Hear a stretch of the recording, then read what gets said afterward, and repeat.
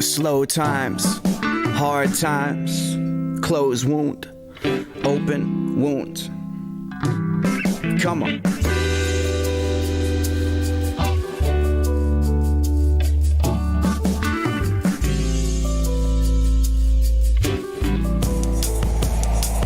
Yo, I'm getting sick of fighting for it. This bullshit dream when all these people like ignore it. I take my life, record it, get on stage and I perform it. But the fear of being broke is quite enormous. It's like I'm dormant. I only got the budget for some rice and porridge, hoping that I'm never dressed up in a jumpsuit white and orange in the county jail, serving 25 to life for horrid crimes. Cause I resorted to selling the white imported lies. And it gets worse when these labels throw major money at me. But all these deals are so shady, I can't be fucking happy. I just know the shit could not move any slower. I just know the only thing I need to move this shit is some exposure. People questioning my flow, people questioning my motives when it's nothing but confessions at my shows. Now I'm terrified of being vulnerable to my family. These people got me questioning my sanity. It's just a quarter life crisis. You ain't got to follow it, but at least acknowledge it once and understand that all the things that I am feeling are true, and try to show respect to me while I reveal them to you. It's just a quarter life crisis. You ain't got to follow it, but at least acknowledge it once and understand that all the things that I am feeling are true, and try to show respect to me while I prove it to you. I'm gonna get them, I swear I'm gonna get them. Fuck these young rappers, man, their arrogance don't fit them. I need to keep my mouth shut because I know it's right, but nowadays rap careers happen overnight. And I'm bitter, honestly I'm bitter, even though I'm full of energy and starting to get bigger. I think about the 90s when you had to pay dues, slay crews, and truly prove you had some heart as a beginner. Nowadays it's retro, sounds like it's techno. I feel like I'm a dinosaur that needs to learn to let go. I wonder why the hell I keep on acting so polite. Nowadays rap careers happen overnight. And I wonder, you know, sometimes I wonder why the people that surround me are so rattled by the thunder. They're looking for some comfort, they're looking for an angel. The people I'm surrounded by are so fucking delusional, it's painful and shit. It's just a quarter life crisis. You ain't got to follow it, but at least acknowledge it once and understand that all the things that I am feeling are true, and try to show respect to me while I reveal them to you. It's just a quarter life crisis. You ain't got to follow it, but at least acknowledge it once and understand that all the things that I am feeling are true, and try to show respect to me while I prove them to you. And if I knew, oh brother, if I knew you'd be this type of enemy to me, I never would have been a friend to you. You only do a favor if it's benefiting you. You're just a bitter dude, you should admit it's true. If I hurt you by being happy, I'm sorry, but if you hurt me for being happy, you're sorry. You can take it however you wanna take it. There ain't a fucking thing on this planet that you hold sacred. It's all a cheap way for you to get famous. You buy clothes, neglecting bills and rent payments. I'd rather feel a cobra bite. Our whole friendship transformed overnight. Shit, you's a backstabbing motherfucker. And if I knew you would be this type of enemy, I'd never been a friend to you. I swear to God, the person you've become just isn't you. Look me in the eyes and tell me what I'm saying isn't true. It's just a quarter life crisis. You ain't got to follow it, but at least acknowledge it once and understand that all the things that I am feeling are true, and try to show respect to me while I reveal them to you. It's just a quarter life crisis. You ain't got to follow it, but at least acknowledge it once and understand that all the things that I am feeling are true, and try to show respect to me while I prove it to you. Slow times, hard times, slow times, open wound, close wound.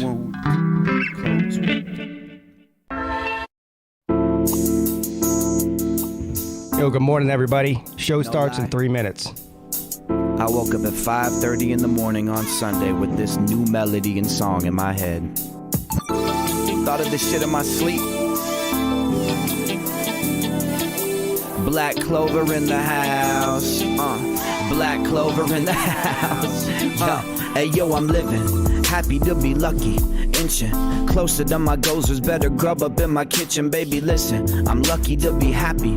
Kissing mama on her head and thanking daddy for his wisdom. Not to mention, I actually don't want these women. I love a woman that could squeeze the sun like it's a lemon, so I'm twisting bubble gum and passing, sitting on the porch with friends of mine, just happy. I ain't kidding, man, living happy to be lucky, fixing all the broken parts and twisting screws that once were missing. My condition is wonderful and flashy, getting money, but to money I am actually indifferent, so I'm living happy to be lucky. Lucky that I realized life don't have to be so ugly, so I'm living. It could have been different. I could have died yesterday, but luckily I didn't. Guess I'm lucky that I'm living. I'm happy that I'm lucky. Inching closer to my goals, there's better grub up in my kitchen. Baby, listen, I'm lucky to be happy. I'm just lucky to be happy, and I'm happy to be living. Happy to be lucky. Inching closer to my goals, there's better grub up in my kitchen. Baby, listen, I'm lucky to be happy. I'm just lucky to be happy, and I'm happy to be living. Happy to be lucky, gripping positive influence. I don't listen if it's tempting, if they tripping underneath the backseat, clipping. Why do rappers always put that bullshit in their writtens? Cause their living's crappy and it's ugly. Dissing them is so beneath me. Let me focus, pay attention. I envision the night is warming in the distance. The stars are colored ivory, the crescent moon is crimson. This is living, happy to be lucky, fixing all the broken parts, a brand new starter in an engine. My condition is lucky and it's happy, getting up to watch my vixen make me breakfast in the kitchen. I'm just living, happy to be lucky. Lucky that I realized life don't have to be so ugly, so I'm living. It could have been different. I could have died yesterday, but luckily I didn't. Guess I'm lucky to be living. Happy to be lucky. Inching closer to my goals, there's better grub up in my kitchen. Baby, listen, I'm lucky to be happy. I'm just lucky to be happy, and I'm happy to be living. Happy to be lucky. Inching closer to my goals, there's better grub up in the kitchen. Baby, listen, I'm lucky to be happy. I'm just lucky to be happy, and I'm happy to be living. Black clover in the house. Black clover. Baby, I'm happy to be living. Black clover in the house. Hey yo, I'm sitting here. Sunday morning, I just woke up, but I'm sipping beer. I'm so happy to be lucky that it's crystal clear. I'm so lucky to be happy if the end is near. I don't care, cause I'm living and I'm sitting here. Sunday morning, about to fall asleep, just sipping beer. I'm so happy to be lucky that it's crystal clear. I'm so lucky to be happy if the end is near. I don't care, cause I'm lucky to be living. Happy to be lucky. Inching closer to my goals, there's better grub up in my kitchen. Baby, listen, I'm lucky to be happy. Kissing mama on her head and thanking daddy for his wisdom. Hey, yo, living. Happy to be lucky. Inching closer to my goals, there's better grub up in my kitchen. Baby, listen, I'm lucky to be happy. I'm just lucky to be happy, and I'm happy to be living.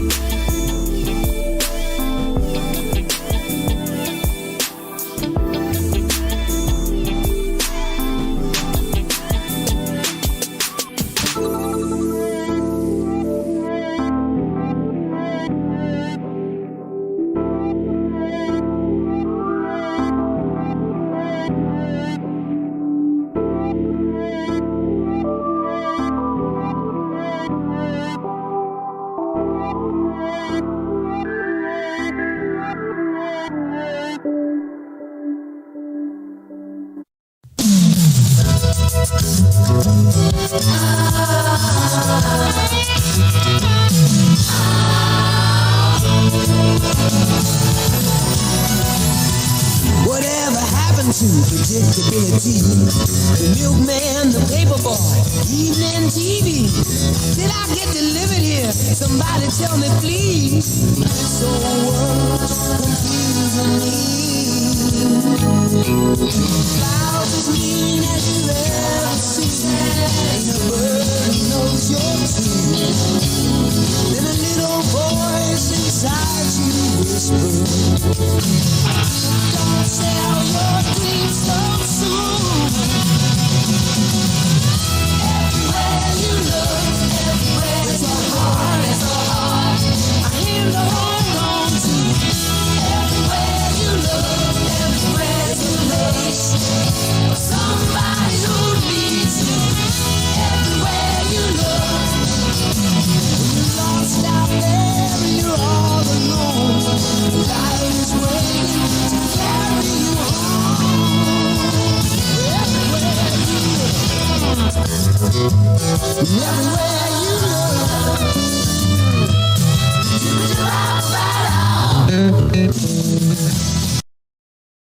Do you know what independence looks like, bro?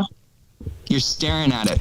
Yo, what's up, everybody? It is your boy. Happy Monday to all you fine people out there. Thanks for spending your Monday midday / morning / afternoon, whatever you want to call it, with PigskinPeete on the Midday Show. A crazy weekend of football. We have a lot to talk about today. Another crazy weekend of football probably on the horizon this week. A couple of show announcements before we get to the actual show. As you can see from the title of the video there, as there is no morning show right now, or this morning anyway, Scott Kerr was nice enough to reach out to me and say, hey, no morning show on the air. How would you feel if I came on the Midday Show and continued the fake news segment with you until your boy is back on the air? I said, I'd be honored, sir. So we'll have Scott come on in about 10 minutes from now, and we'll do the fake news. I guess the fake news will take place of the real news that I usually read. Although sometimes when I read the real news, I still feel like I'm reading the fake news, so maybe it's indistinguishable at this point. I really don't know. But anyway, we'll talk to Scott, and then I'll open up the panel and bring people on to discuss whatever you feel like you want to discuss. Well, mostly anything you want to discuss, and we'll get to that in a minute. The live show schedule for anybody who's new here. Look, man, a lot of new subscribers throughout the football season, especially.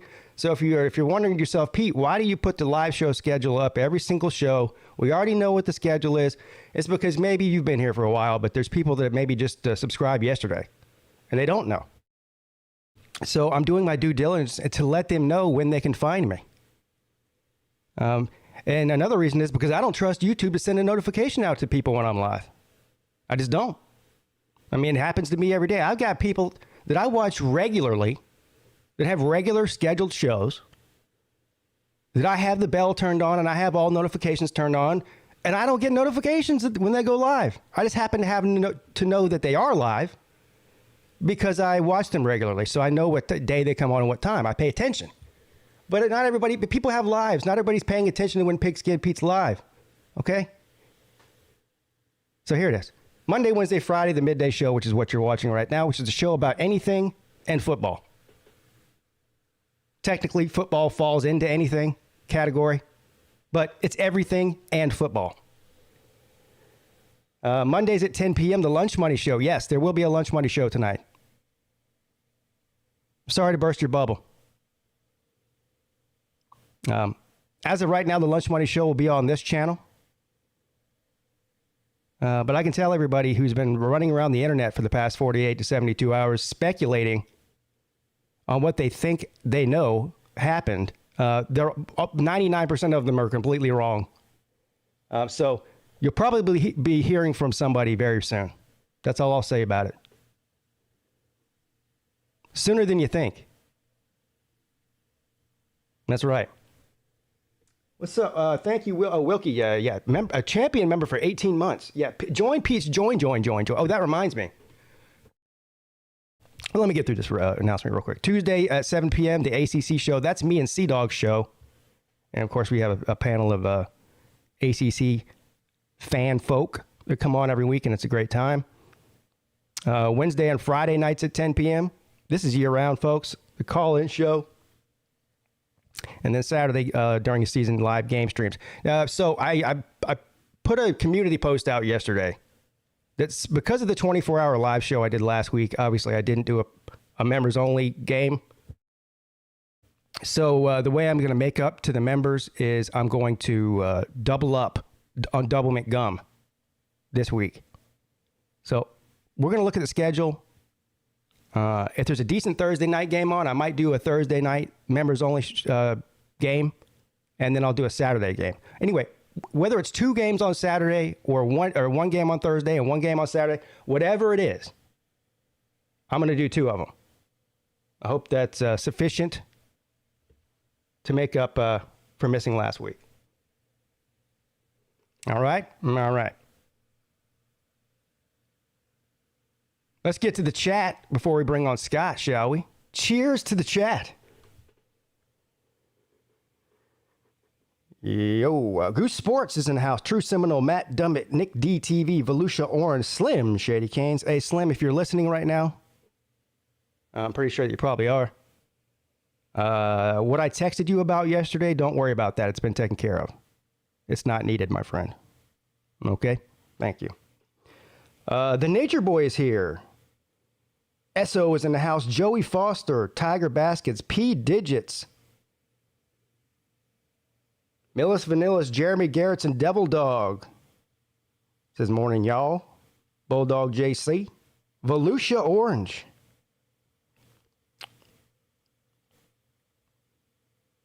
Tried to tell y'all about Scott Frost. Well, I picked him to be the first one fired. Now, I'm not going to sit here and say that I thought he's going to be fired this early. I thought he might make it to week 6 or 7. I think actually my prediction was by week 8, he'll be fired. But he'll be the first one fired. Man, he's even worse than I thought he was. He didn't even make it 3 weeks. The funny thing is you see all these memes posted about Scott Frost, you know, like video of him getting in his car and driving away from the facility after he gets, you know, handed his pink slip. Scott Frost gets the last. Look, do not feel sorry for these coaches when they get fired. He got the last laugh. You know how much money they paid this guy to win nothing? It's one of the only jobs in the world where you can become wealthy by losing. It's a weird thing, isn't it? And he'll resurrect his career somewhere else. I have a feeling, and this is just my feeling. I don't know what his contract is and what the buyout stipulation is or anything like that, but he'll resurrect his career most likely where he started it, in the group of 5. And he might be fairly successful in the group of 5 if he's somewhere in the right, you know. I mean, being in Florida is a big advantage. It's a lot easier to recruit in the state of Florida than it is in the state of Nebraska. It's just a fact. Wahoo Brad is here. Yeah, Neil Brown's next. That's what I keep hearing. Golden Blue Dude. Brad Pitt, what's up, buddy? Click and Bait Dude. P Digits, Ballard's here. That's right. Wilkie.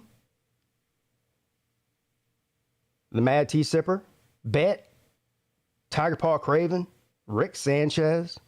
Who will Marshall be upsetting this week? That's all I need to know. Noel Squad. X-Wing Sports.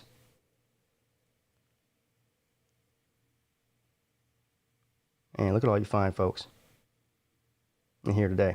Brent Moritz. Brent Moritz is obviously an NC State fan, which shout out to him because most NC State fans don't want anything to do with me or this channel or, you know. So shout out to him for sticking around. As much as I talk shit about NC State, this guy's still here. That's the kind of people I have respect for. Now, having said that, on one of the short lists of new coaches that Nebraska is going to go after was Dave Doran. Oh, Dave Doran. I don't know about all that, bro.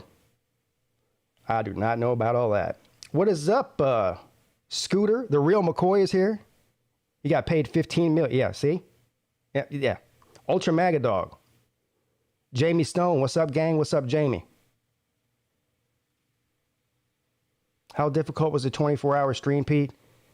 I mean, it's not easy. Staying up for 24 hours isn't necessarily a problem. I mean, you can just push through and, you know, you have your ups and your downs as far as mentally or whatever. You know what the hard thing is being on the air and talking for most of that time. You know, that last 5 or 6 hours, my voice was strained. My throat hurt. I was eating lozenges and trying to do whatever I could do to keep my voice from collapsing. But that's the hardest part, talking for that amount of time. I didn't take any breaks. I mean, other than 5 and 10 minute breaks here or there, I didn't take any extended break or anything. Yeah, even when I ate right here in my chair. I didn't even go down to the kitchen. No. Anyway, it was a great success, and I really appreciate everybody that that came in. I mean, I was really humbled by all the people that came in and showed support. It was a good time. All right, well, without further ado, it is 11:15, and Scott Kerr does have a life outside of fake news. So let's bring him on. What's up, Scott? Hey, you know what? I love it that I've just been sitting here. I have been doing work, and I got an agreement that came in, and just feel like, Pete, you're my lucky charm, you know? Hey. So that's congratulations. Good. I mean, as soon as you started at 11, I got an agreement in. I'm like, yay. Hey, congratulations, man. Yeah, man. Listen, I got to tell you again, I thank you for allowing me to be part of the 24-hour stream. That was one of the more fun Saturdays I have spent in a long, long time. And I'm sure Slim Shady Canes will be coming on later. I just want to know if he recovered from that hangover, because he was drinking that absinthe. Oh my God. I couldn't do it, but I did talk to him yesterday. He seemed like he was okay. So, I mean, okay. Slim, he's kind of like me. We have unhuman livers. Mm-hmm. We have livers of steel. So you know what? I know friends like that. I know day drinking friends like that, and they can just drink away through the whole damn day and not seem to feel a thing or look like that. Yeah. So I'm a little bit of I can't handle it anymore like I used to. But again, thank you. I appreciate it. I mean, it was a ton of fun to be with Raj and listen to Raj cuss. Was just, I laughed more in a long time. We'll listen to Raj do what Raj does. So that's the first time I've had Raj on, during games like that. He's a fun guy to watch football with. Oh yeah. He's a fun guy to hang out with during football anyway, because he's just so animated and he's got so much funny one-liners, and Raj is just a funny guy. I mean, that's all there is to it. But I do appreciate the kind words. And listen, if it weren't for you guys coming on and helping me out through the end of that, I mean, I don't know what I would have done. So I owe all that to you. And what a weekend it was. I mean, all these cupcake games and all these people lose in their cupcake games. So it's amazing. And it made it even better that there was really no blowouts. I mean, a lot of those games were very, very close. They were exciting. Mm-hmm. Yeah. Yeah. Because you know that the Irish fans are just screaming and crying like Rudy right now. Which we'll get into that, but the Texas A&M fans are highly upset, I'm sure, and who else? Let's see, Notre Dame, Texas A&M, and who am I forgetting? Oh, Nebraska, of course. What is the buyout for Scott Frost? I think somebody said 15 million or something like that. I don't know exactly. Holy schmoly. That's why you were correct in saying don't feel sorry for these guys. You know? Hey, Shitty Bull in the chat, I'm your fucking daddy, son. That's why you're here. You can't go a single day without watching me, sir. Yes, right. Well, again, I appreciate, Pete, that you're allowing me on your platform to do the fake news. And, if you like to, without further ado, I will get started here. Yes, go ahead. Floor is yours. It is time for fake news, and here's the news fit to be only on the PigskinPeete channel. This fake news alert. What a wild weekend with upset after upset. Appalachian State beats number 6 Texas A&M, making Jimbo Fisher have a nervous breakdown and caught stealing crab legs later that night at the nearest Piggly Wiggly.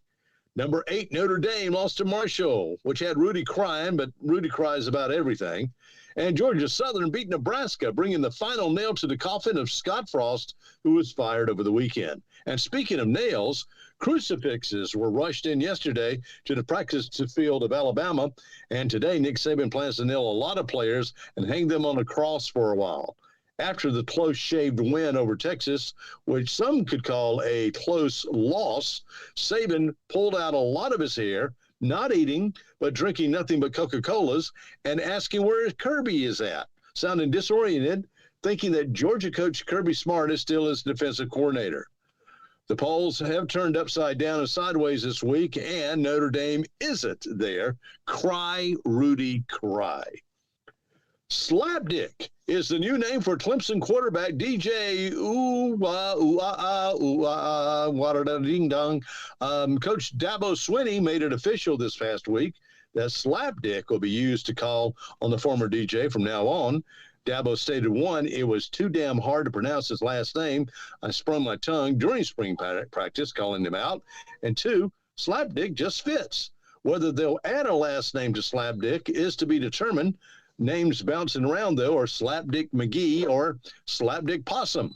The name Slapdick is projected to make more NIL money because so many Clemson fans will want a jersey with such name.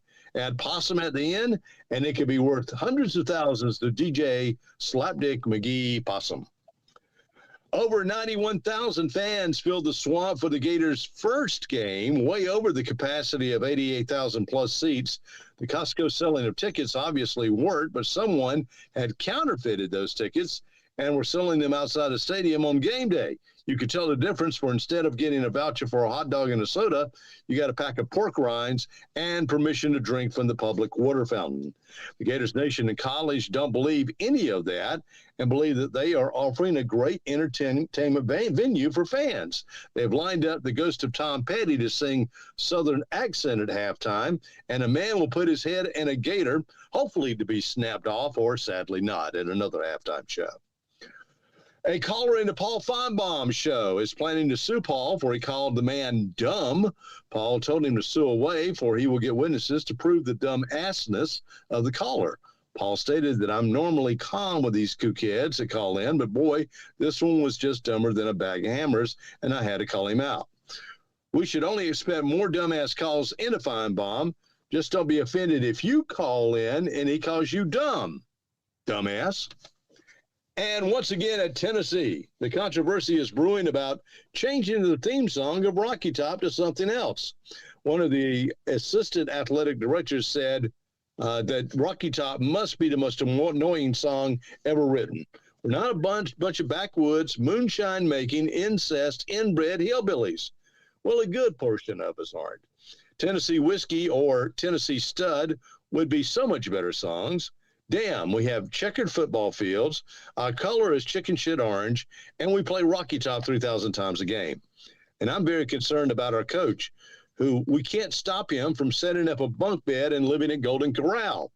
Hillbillies be damned. We need a new theme song. Rocky Top will stay the theme song for the rest of the year, but a vote will come after the season whether to change to a new song. And fake news is being brought to you by Jimmy G's Nutsack Shaving Shack. Hey, men, looking like a jungle safari could travel through your nether regions and get lost? Your low-hanging fruit haven't seen the light of day since the 1980s. Then come to Jimmy G's Nutsack Shaving Shack. One-armed Benny the Leg Benito, former barber at many establishments until he was caught drinking the blue fluid that held the combs, will offer you an expert shave and make you clean as a 2-year-old. And now, bunghole bleachings are 25% off for back to school.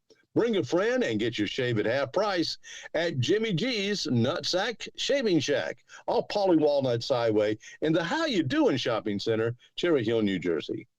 And, of course, Hell's Angels Bar in Goose Creek, where it's Beat a Child Abuser Week. Any registered child abuser or sex offender within the state of South Carolina, Hell's Angels will be hunting you down, dragging you out of your house, and beating the living hell out of you, leaving you in the streets to bleed. A celebration after the beatings takes place on the compound with Perry, Pink Eye, and the Pants Shitters playing Hillbilly Rock. This is your warning, child abusers, to get the hell out of Dodge from Hell's Angels Bar, right before Captain Willie's Firecracker Stand in Goose Creek. And that is the fake news for the week. You're going to need a bigger boat. Scott Kerr reporting. Wow, Scott, another great segment. So you were talking about the last name Slapdick, or the name Slapdick, and you're saying maybe they'll add a last name to it, maybe not. And you gave some suggestions. I heard you say Slapdick McGee, which is a good one, but I would like to throw in my suggestion for that name. I like Slapdick Magoo better than McGee. Yes. Yeah, they haven't come up whether they'll do a last name or not, but No. I kind of like Slapdick Possum. I mean, it just has a ring to it. I told you guys last week that they're selling Eastaboga jerseys on the internet, and on the back of it says Slapdick. Slim Shady said, I got to get one. You should get one, man. I mean, I wouldn't mind getting one, for goodness sakes. I mean, of course, I mean no offense. Look, if you've ever heard my fake news, I try to go through the ringer of all SEC football programs and make fun of them. So Yeah. no one is, I don't try to go exclusively for one particular program. So. Yeah, and that's in the same. I mean, I have thick skin and I can take a joke when it comes to people joking about Dabo Swinney and Clemson and whatnot. The bottom line is Dabo Swinney is very easy to poke fun at. So I mean, it is what it is. I mean, there's endless jokes there. I mean, the guy, he's a goofy guy. Yeah, You Kirby's easy to poke fun at. I mean, Kirby's a chubby guy and wears a women's visor cap.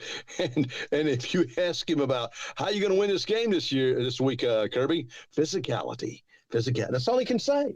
Yeah, he's definitely got the coach speak thing down to a science.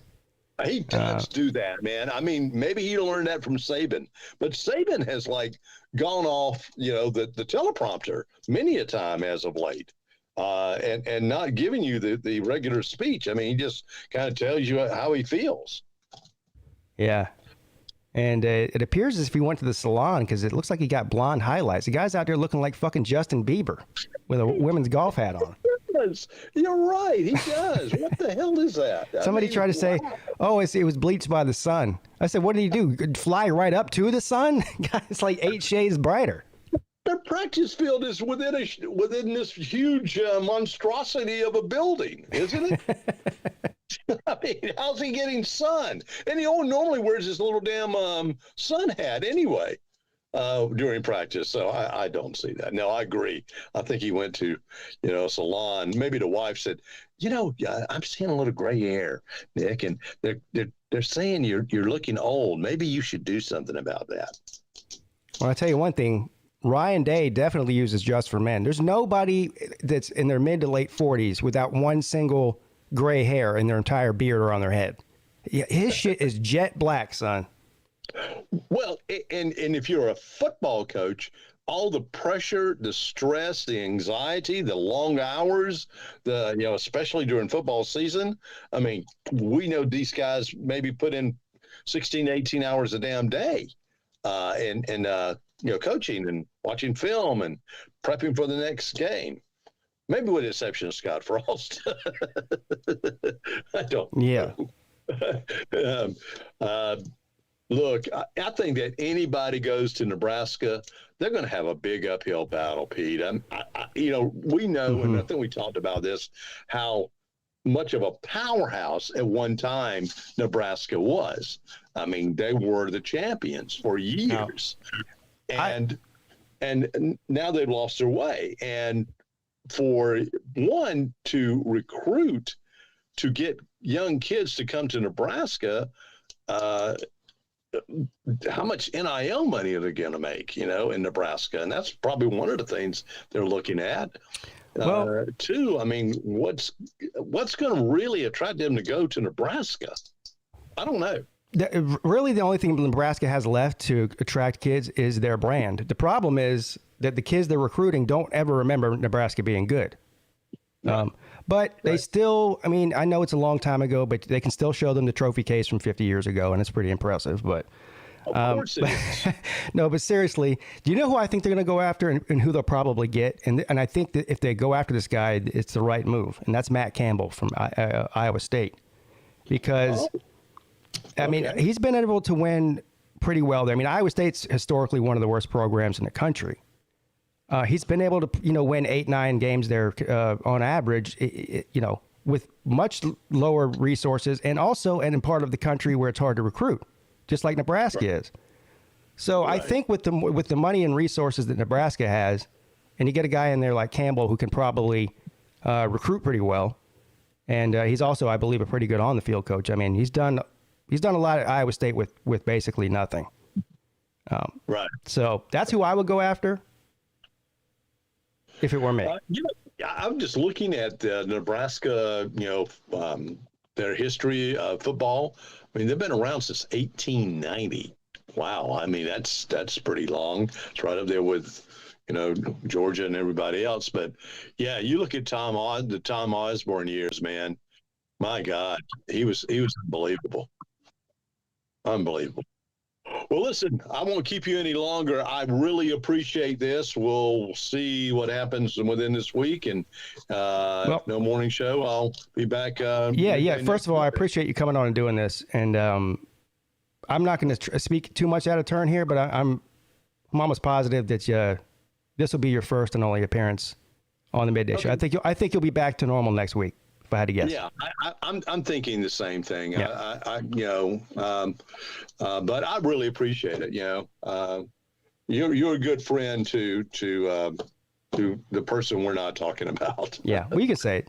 They know who we're talking about. It's Lou. So yeah, you're a good friend to him, and I feel the same way. And I just I gotta say one thing, and those trolls, you trolls out there that went after Battle Angel, you are assholes. You are complete gaping assholes. Absolutely.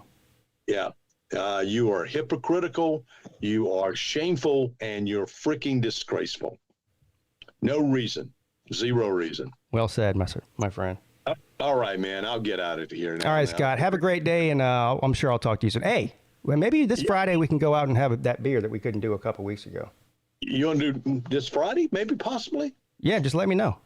Okay, I will. I'll see what's up, man. Thank you. All right, man. Have a good one. Man. You too. Bye. Scott Kerr checking in. Yeah. Always Irish is having a breakdown. Well, of course we knew that was going to happen. I mean, I don't blame the guy. I'd be having a breakdown too if I started out the season 0-2 and lost at home to Marshall. You know what I mean? Anyway, let's move on. We got some of our boys in here. We got Volusia Orange, Slim Shady Canes, and of course the incomparable Luke Walker. What's up, guys? Bitch. What's happening? Oh, that was really cute of him. What did he say? Oh, it was a fake Luke Walker. So he waited all that time to come on and say the word bitch. No, that's fun. But, he did it from the elementary school bathroom. And now he's got to get back to class before he gets written up by the principal. Skipping. That was a hell of a bathroom break. Yeah. I liked Barry Peacock and the Pant Shitters. That was good. Yeah, very funny. Anyway, what's Scott up? Kerr on Pete's show. Loving that. Yeah, man. Yeah, he asked me, he said, well, no morning show. You want me to come on and do the thing? I said, sure. Why not? I do the news anyway. So I just let him handle it this time. You said it. Sometimes the real news is indistinguishable. Yeah. Yeah, sometimes Scott Kerr's news story sounds as real as the mainstream media news stories. Absolutely. Anyway. So, what's up? I know you don't want me to, so I'm not going to get into it on here. But there's a couple things that I want to get off my chest, and I'm going to put out a video later today. Okay. And I know there's some people in here subscribe to me, some people that aren't, because I don't put out a ton of videos. But when I do put it out later today, y'all can share it around and make sure it gets in front of the pieces of shit that it's aimed to. I would much appreciate it. I will definitely share it around. I mean, and also, I haven't put like a moratorium on people speaking their mind on here. You're welcome to say whatever you want. I mean, I've got about a 10-minute diatribe. Okay, well, about all of them. So. All right. Can I, having missed it, can I get like a 20 to 30 second sort of synopsis? What the hell happened? Or not? Well, it's simple. Everybody knows Lou's in jail. Yeah. Oh, fuck. But as happy as they are, he'll be out sometime in the next 24, 48 hours. Yeah. Okay. Yeah, he'll be out soon. And I don't know. Well, basically, here's the reason I haven't really said anything about it, because I haven't talked to Lou personally. And I'm not going to go putting his business out there until I talk to him. And by the way, I don't think anybody should be doing that anyway. I think it's really up to him to tell his story and whatnot. But here's what I do know. And this is the reason that I don't really have that many people that I consider close friends in my life, is because the people that you think are your friends a lot of times aren't. And let's say that Pigskin Pete made a mistake and got himself in some trouble. How many of these people that call themselves my friend would turn their back on me? I don't know. So. Yeah, you don't know who's going to be a two-faced piece of shit like Oni Kuno until they do it. Well, lots of people. But anyway. All right. Well, never mind. I won't ask too many questions. Yeah. It's just, yeah. Like I said, there's enough videos of it out there that if you wanted to find it, you can find every detail, pretty much. Yeah. Well, shit. It's all right. Yeah. All right. No, it's all good. It's all good.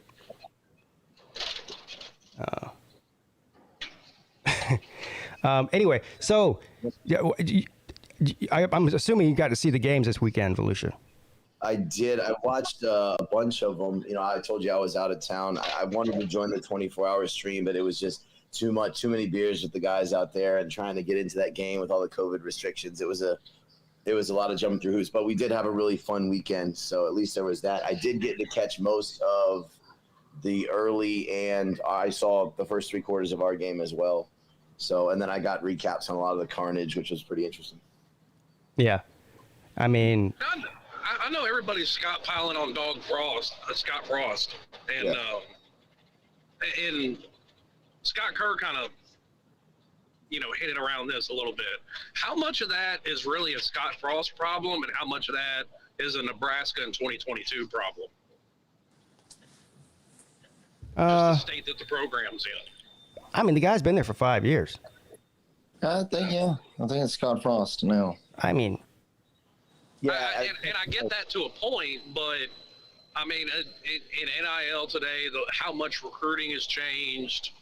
Even since they made, I mean, they're still making national title games in the early 2000s, right along with Miami. Has it changed so much that it's just, is it too hard to get people to come to Lincoln, Nebraska anymore? Well, look, I mean, it's not all his fault, and he has been extraordinarily unlucky. But at some point, you got to be like, all right, like he has a part to play in this. You can't be losing at home to Georgia Southern, giving up 45 points in year 5. I don't give a damn if you're Northwestern's coach or if you're Oregon State. It's ridiculous. And I agree with that completely. I'm saying, is it 60-40? Is it 50-50? Is it 70-30? Hard to say. Well, I'm under the impression that Nebraska has a higher ceiling than Duke football, and Duke mopped the floor with Northwestern. So, ooh, I don't know, but they beat him. I mean, Well, yeah, Northwestern did start mounting a comeback at the end there, but I mean, lots of teams are going to beat Georgia Southern this year that are not as good as Nebraska program-wise. So, yeah. And I mean, we're sitting here talking about Scott Frost. I mean, it's unfair to say Marcus Freeman is 0-3, but he's 0-3, and some people are already lighting pitchforks. Right, but I mean, if Marcus Freeman loses to Marshall at home in year 5, then that'll be a different thing. That's the way I feel too. Yeah. Right. And he's also. Don't get me wrong. I think it's silly to even think about it 3 games into his career. Oh, it's insane. Yeah, it's insane. Yeah, of course. And he's really not 0-3. He's 0-2 because he was the interim coach in the bowl game. That wasn't really his team. But anyway, whatever. I mean, look. Nobody wants to go start the season out 0-2 when you have preseason hopes of being a possible playoff team or whatever their expectations were. I don't know. Yeah. But let's pump the brakes a little bit. Is this? I mean, it's not all Marcus Freeman's fault. Now, it's like Volusia Orange said. If we're in year 2 and 3 and they're winning 7 games a year and they're losing to Marshall, then there's a problem. Remember, Dabo lost to South Florida in year 2.5 of his career. So, let's relax. Pete, how you recuperating, bro, after the 24-hour? I'm fresh as a daisy, my friend. You are? Yeah. That's good, man. That's good. Actually, I was fine. I went to sleep. Actually, I stayed up for about 2 more hours after the stream ended. Because I got stuck in this, this corner of the internet where there's a bunch of grown men sitting around for 4 hours crying about how Uncle Lou hurt their feelings and how bad of a person he was. So I got stuck in that rabbit hole. Then I did go to bed and slept for about maybe 10 hours.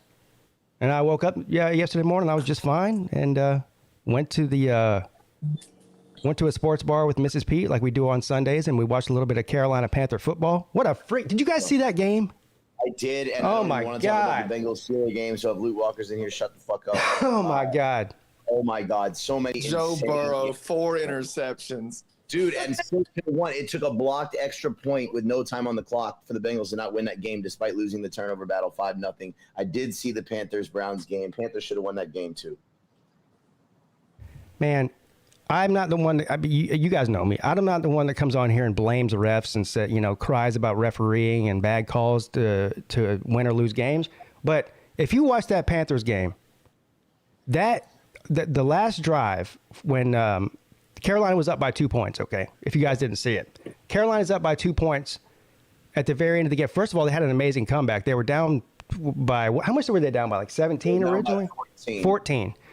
They came back, scored with like 2 minutes left in the game to take the lead by 2 points. So then the Browns have a couple of minutes or just under 2 minutes to drive down and try to get a field goal to win it. So they're on about the 50-yard line, Volusia, and it's second or third down and long. And they call a roughing the passer on Carolina. He didn't even fucking touch the guy. He got pushed into him. It was the worst roughing the passer call I've ever seen, ever. Insane. I'm just happy my boy Trevor Lawrence looked good. Yeah, he did. They didn't win, but he did look better. Yes, he looked good. We mounted a comeback and then we just lost it at the end. Real better than what everybody else did. Real rough drop on 4th down from Travis, but he's going to be better than that. That's just a blip on the radar. He'll be all right. Yeah. Yeah. Well, I saw some of the Jaguars game, and but anyway, to make a long story short, the Cleveland ended up kicking a freaking 58-yard field goal to win it at the last second.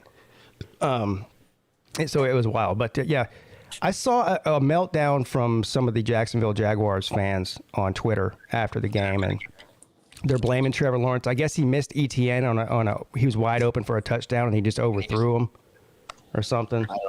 I would say ETN also kind of dropped it. I don't know. Yeah, I didn't see it. It was. That's understandable, but at the same time, though, they're not talking about all the good things he did in the game either. Yeah. He played much better. Absolutely. I think it's the best we've seen Trevor Lawrence since he's been in the NFL. So, had to be a good game. It was a really good game. Well, some of these NFL fans are doing exactly what us college fans do after week 1 and massively overreacting right now. Oh, absolutely. Go watch Coach Coop's chat for the first half of that Miami game. Bench everybody, fire everybody. It's same old Miami, different day. Speaking of Coach Coop, did you guys see his rap video he put out yesterday? Yes. Yeah. It was amazing. He does such a great job on those, man. So, horrible roughing the passer call. Was that a safety in the Alabama-Texas game? Yes. Thoughts? Absolutely. Yes. And immediately following that, it was also an egregious face mask call that probably would have led to a Texas touchdown if they would have called it. It was right in front of a referee, too. And if Texas hadn't kicked so many damn field goals in Texas really should have won that game. Look, they lost the game, but they played better than Alabama for the vast majority of the game. They just did. Yeah. Hey, Slim. Yes. I want to say thank you for humiliating the Dallas Cowboys for the second year in a row. It wasn't all pretty. Michael Parsons gave them hell at some key times that kept touchdowns off the board. But, I knew Parsons would be a handful to deal with. He's damn good. Yeah. I was just so glad I had a bunch of Dallas fans over for the watch party. It was wonderful. Hey, well, I see Luke Walker in the back, but the last Luke Walker that came on or claimed he was Luke Walker was a 9-year-old who learned how to use a curse word. So can you give me some indication that it's actually you before I bring you on? I'll be waiting. Yeah. I wanted to say one thing. So I do a poll, sort of a pick'em thing. It's usually about between 15 and 20 guys over here, and almost all Americans. But we got one Irish guy, right, who really doesn't know a damn thing about college football. It's just $2 a week, right? So people just do it for fun. And this Irish guy called Tom. He's like, you have like the one girl in the NCAA tournament pick'em pool who just picks based on math. That's what this guy's doing, right? And so he's kicking all of our asses after 2 weeks, blowing us all out of the water, while like laughing in our face that he knows nothing about college football and picks based on like the color of the team. It's fucking insane. Yeah. I bet if you got somebody like us who watches a lot of football and got down to pick teams, and then you got some, bimbo chick, from whatever university you want to name, who's never seen a football game in her life, and get him to pick, I bet she has just as good a chance as beating you. Yeah, that's what I'm saying. That is what's happening in our pool so far. That is exactly. Look, we got some former college athletes. Everyone's American except for this guy, and he's kicking our ass. It's fucking amazing. It's funny. I'm up right now. Hey, shout out to Anthony Richardson too. He won me $20. Oh yeah. Nice. Yeah, I saw that. What's up, Jordan? Anthony Richardson. Everybody thought he was hot shit. Yeah, our boy fishing football is like, he's gonna go out there and throw 250 yards. I said, bullshit. Yeah. Correct me if I'm wrong. Are you the Tennessee fan that called in and said you'll beat him by like 56 points or something? Yeah, and guess what? I was wrong. I'll admit that. Hey, at least I'm happy that we got there's an old saying, you'd rather have an ugly win than a pretty loss. And what's sad is that Tennessee fans are still complaining, they didn't score enough points. Rick says he did throw for 250 yards. Who did? AR. Not AR. Not Anthony. No, he only had like 140 yards passing. He had like 3 interceptions. Well, it's hard to tell, Rick. He might be trolling. Yeah. But see, when it comes to Florida, yes, I think that they are a pretty good team, but I'm thinking coming off of a huge win like they had against Utah, I think that took all the energy out of them, and they were underestimating Kentucky. They were thinking, we're going to kill Kentucky. We're going to kill everybody. We're going to beat Georgia. We're going to beat everybody this year. Listen, I just want Tennessee to beat Kentucky so I can get $100 from this Florida fan. I'm pretty confident we're going to beat Kentucky. Good. Then that should be a free 100 for me, right? Because one thing that I seen from that Tennessee Pitt game is Tennessee's defense really stepped up. They beat the hell out of Keaton Slovis. They really did. Yeah, but if he hadn't gotten hurt, I would have lost. Yeah, I thought, they did about as good as they could on defense. You can say, they could have got sacks, but some of those throws, I don't know how Keaton Slovis got them off, because he'd have like 2 or 3 guys on him. Like, he'd just get off just a split second before he got hit. I just don't understand it. He's pretty good. You did good. If he doesn't get hurt, Pitt wins that game. Yeah. Yeah. Well, hell, you can even make the argument that if Pitt's backup doesn't get hurt, body or whatever, because he went down as well. They very well might. And he came back, and props to him for it. But he was a one-legged man in an ass-kicking contest. He was limping all over the place. Yep. Oh yeah, and that was Tennessee's game plan going in, was to get pressure on the quarterback, because they heard it all from the fans. Y'all didn't get a sack. And basically they was like, okay, well, we'll show you we can get to the quarterback. They got like 26 quarterback hurries, I think, which I think says the most in 15 years for Tennessee. Yeah. Well, to be fair, Tennessee's defense gave plenty of reason to make fun of them last year. Yes, I'll agree with that. Their defense was a damn turnstile. A peewee team could have scored on their defense. It was horrible. I'll admit that. Any Tennessee fan that's got any sense will say, our defense was absolutely horrible. The only reason we made it to a bowl game was because of Hendon Hooker and our offense. Well, much like every other fan base, there's a whole lot of members of the Tennessee fan base on the internet without a whole lot of sense. Let me address something in the chat. Vandy Dandy says Tennessee is not a top 15 team. Now let me say this. Because Well, yes, they are. after 2 weeks of football, I am more confused than a 2-year-old in a titty bar. Look, Ohio State's pretty good, okay? Georgia's pretty good. I mean, obviously, even though Alabama struggled with Texas, they're pretty good. Outside of that, the next 13 to 15 teams in line are almost indistinguishable. They're all toss-ups. Texas should not have been ranked after a loss. No. Yeah, The fake UT. No, they should definitely be ranked after a loss because it was a 1-point loss to the number 1 team in the country. Why would you get ranked off of a loss? That's what I'm saying. That makes no sense. I know what you mean. They competed well, but at the same time, though, like beat somebody to beat us. Don't lose and get in there off of pity. I agree with you, but I get that too. I do. But also, I mean, just look at the AP poll this past week. One win, and Florida bolts into the top 15. So, I mean, they're as confused as everybody else is. Right. And Florida should not have went up that high. A win where Florida could have easily lost if Utah didn't screw it up at the end, right? Yeah. Right. In week 2, it doesn't matter. I'm okay with Texas getting moved in after a loss for 2 reasons. Number one is because it's week 2. I mean, who the hell knows? It's a crapshoot at this point. If it were week 7 or week 8, I would disagree with it. But at this point, who the hell knows, right? And number 2, I mean, yeah, like they did play really well. I think after watching that game, they are one of the 25 best teams, right? I do too.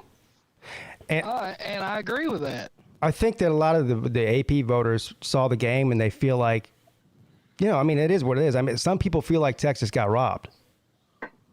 So They did because Alabama should have had 5 or 6 more penalties. And Texas should have had 10 points. Targeting with roughing the passer, that should have been intentional grounding. Yeah, it's ridiculous. The officiating all day for a lot of games was just horrible. Saturday. I will say it feels good, the ACC having a winning record against the SEC.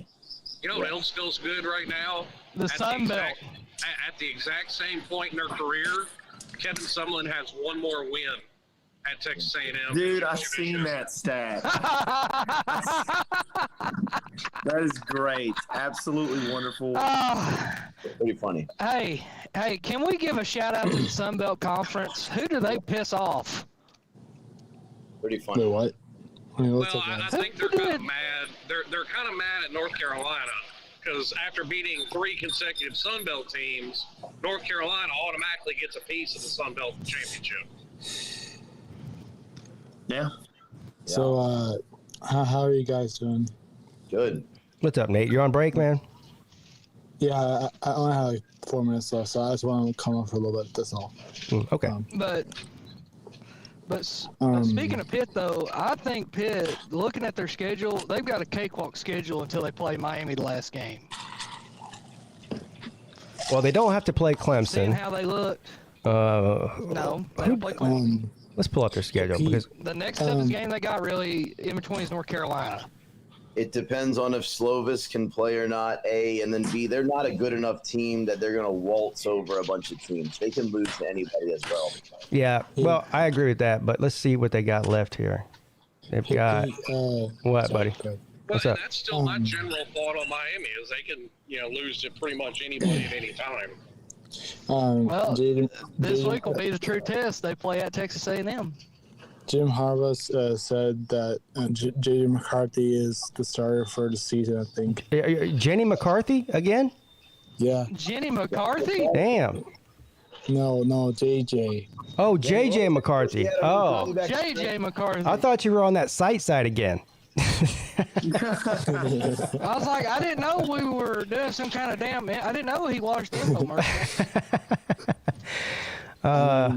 Let's look at. I mean, damn, son. Let's look at Pittsburgh. They got 2 cupcake games in a row. They got Western Michigan and Rhode Island next. Oh, Rhode Island. Then they got Georgia. Western Michigan beat them last year in Pittsburgh, and now they're playing up there. So that's, this is on the road at Western Michigan. Oh no. it is, and they lost at home to Western Michigan last season. Yeah. But they lost to Western Michigan? Last year they did. Wow. And to be They won the honest, ACC anyway. Didn't Central Michigan almost beat Oklahoma State though? We're talking about Western Michigan, not Central Michigan. I know there's a bunch. Hell, there's a North Michigan, a South Michigan, a West Michigan, a Central Michigan, a Western Michigan. They've got a lot of Michigan teams. Anyway, Rhode Island after that, they'll win that. Then they have Georgia Tech. They'll most likely win that. That's at Pitt. Then they have Virginia Tech at Pitt. How many fucking home games do these people have? Yeah, we talked about it. They have a lot of. It feels like they have a lot of home games. Yeah, they do. Pitt and Louisville. That's in Kentucky, or in Louisville. That's a toss-up. Pittsburgh at North Carolina. I don't know. They have Syracuse, Virginia. They have probably one. I think they'll probably drop one of these games, even though they'll be favored in them. I don't know which one it's going to be though. Before they play Miami at the end of the year. I think it's North Carolina. My money on North Carolina. I don't see Syracuse. Look at their schedule. They got Georgia Tech. Let's see. At Western Michigan, win. Rhode Island, win. Georgia Tech, win. Virginia Tech, win. At Louisville, win. You're assuming. I'm sorry, I'm not sold on Louisville. I thought they was going to be hot shit this year, and no, Yeah, they got blown out by Well, Syracuse. Louisville did rebound, and they beat. I mean, they were an underdog UCF, and they ended up UCF. winning that game. You're assuming way Hey, too now much. UCF's the best team in Florida. You got to give them respect, bro. Well, I mean, What? it's just the fact that I said it's just the fact that it was an underdog, and or Louisville was an underdog, and they won. I said UCF's the best team in Florida, bro. You got to give them respect. Ooh, No, they're not. hot take. It's a joke. It's not Come on, true. let's do It's that. not true, but Oh, yeah. Because It's a they won joke. the national championship, It's right? a joke, guys. It's a joke. We're assuming too much. It is not good enough to just waltz through all these teams on their schedule. They are not. I have to ask you guys something. Has Ohio State's defense improved? Has Ohio State's defense impressed you guys all, or not really? It looks better than it did last year. I don't watch Big Ten games. But now you're looking at Notre Dame going, well, how good are they really? Well, Right. yeah. Well, yeah, I mean, the transitive property thing right now will blow anybody's mind. There's really no rhyme or reason to much of it at all. No, there's Yeah. not. Yeah, Now- and plus, Aldous Irish said that he's on the verge of not being a fan of Marcus Freeman. He said that? Yeah, I got to go back and watch his.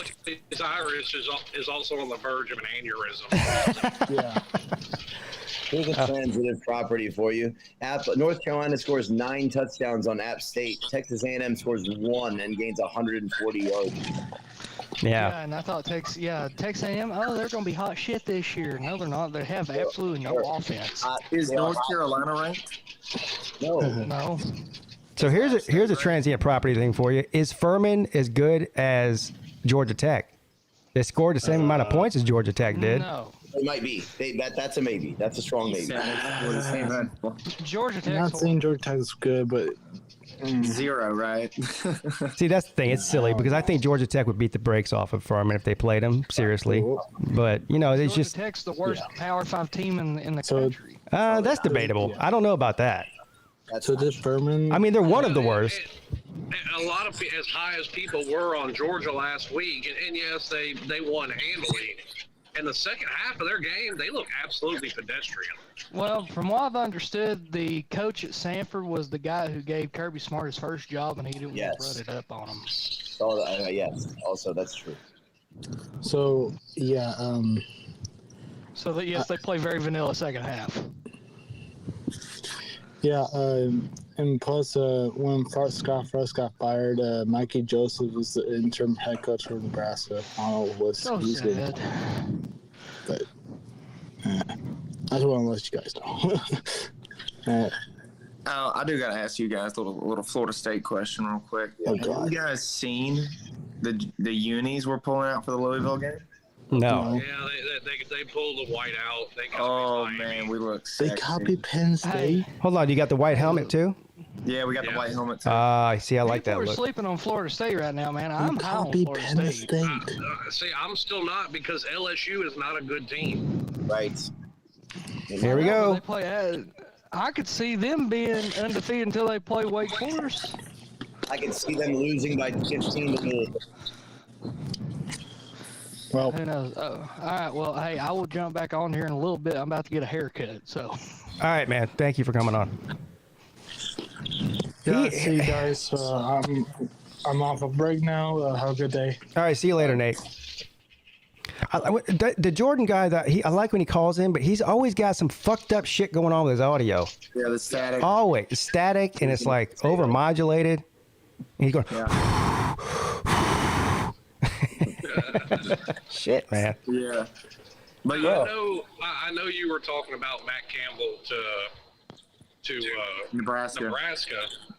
I mean, I know nobody likes him at this point, but by default, does their very first phone call have to be Urban Meyer? No, oh my God! No, I don't think they've resorted that low. Man, I don't know, bro. I'm just saying. Me personally, and I'm not opposed to Matt Campbell at all. And actually, Matt Campbell will be number 3 on my list of phone calls to make. It'll be Urban Meyer, Luke Fickell at Cincinnati, and then Matt Campbell. So I have no doubt in my mind that Urban Meyer could go there and win a considerable amount of games for Nebraska. But at this point, if you're anybody, especially a big name program who's in a bad way right now, why would you want that toxic? Everywhere he's left toxic situation behind. Here's the issue, right? And so this is a question. So, well, except for Ohio State.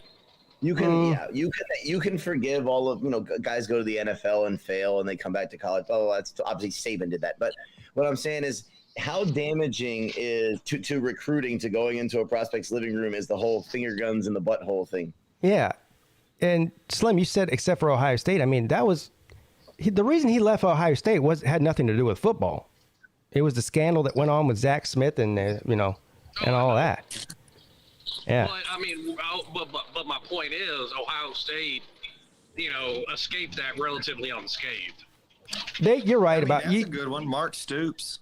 What about Mark Stoops? Yeah, I've heard. I wish I could pull up the list here. You got Mark Stoops. These are the names that are being thrown out there. Mark Stoops, Luke Fickell. I even heard. Matt Campbell's one of them. For some reason, they put Dave Doran on that list, which I have no idea. Why wouldn't somebody put Dave Clawson on that list? I'd have Dave Clawson before I had Dave Doran. Take Dave Doran away, please. Big team, y'all can have him. I've heard Dave Doran is great at blowing seasons when he has pretty good teams. Keep him. Yeah, I'm about to say leave Dave Doran at NC State. They're perfect for each other. What a perfect marriage that is. Another name, Dave Aranda, which I believe he's one of the best coaches in the country. But at this point, Baylor, I know they probably can't pay Dave Aranda as much as Nebraska can, but Baylor's a more solid program than Nebraska is. No more playoffs, though. So is Cincinnati this year. So is Cincinnati. So is Kentucky. Have you seen Baylor's not out of the playoffs. No, they got one loss. If they have one loss and win the Big 12, they'll get in. Mark Stoops win the Big 12? I mean, if they'll have to run the table, and if they do run the table in the meantime, it'll be beating several ranked teams in the process. So yeah, they have a shot. I mean, West Virginia's an easy win.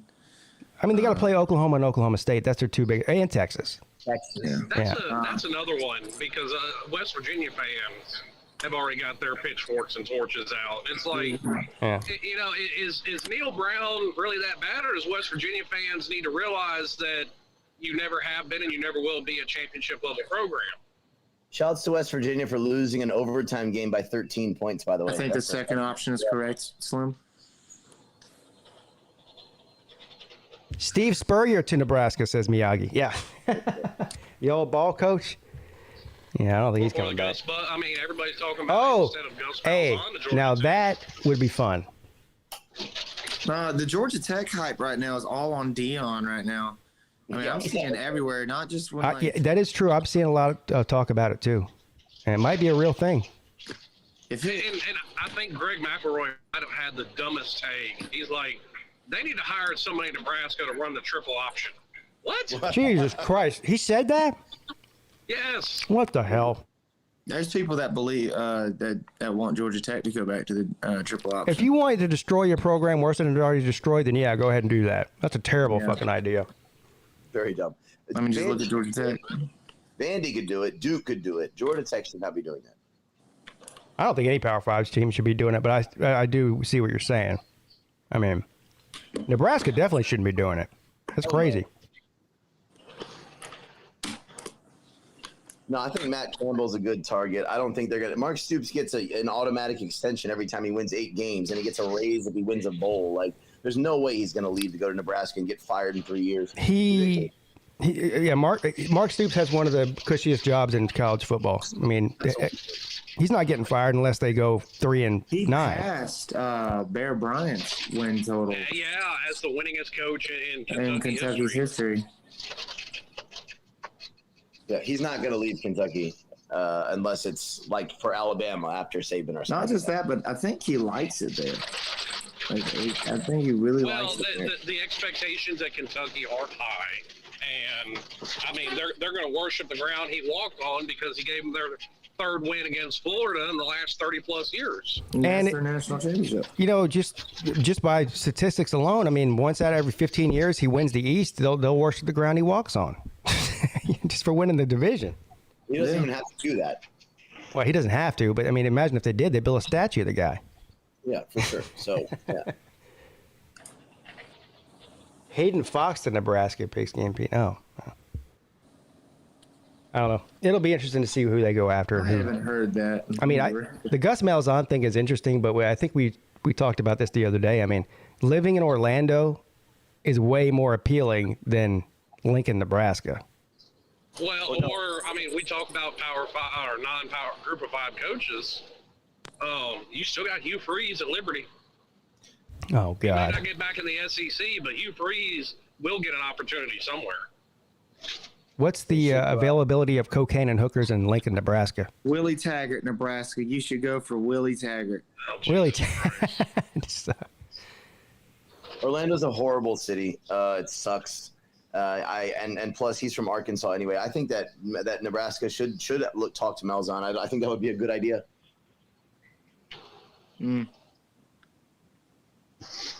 Trying to think. Bobby Petrino's looking for a job. Yeah, there you go. Old neck brace. So did anybody see Always Irish this morning? I know he has a call-in show that he does on Mondays. I'm not subscribed to him. I probably should subscribe to him. I didn't see any of his show this morning. I was just wondering if he had like a meltdown, because that's really what I want to see. I need to subscribe to Slim. I didn't even know Slim made YouTube videos. I need to subscribe to him. I've made one. Well, he doesn't really.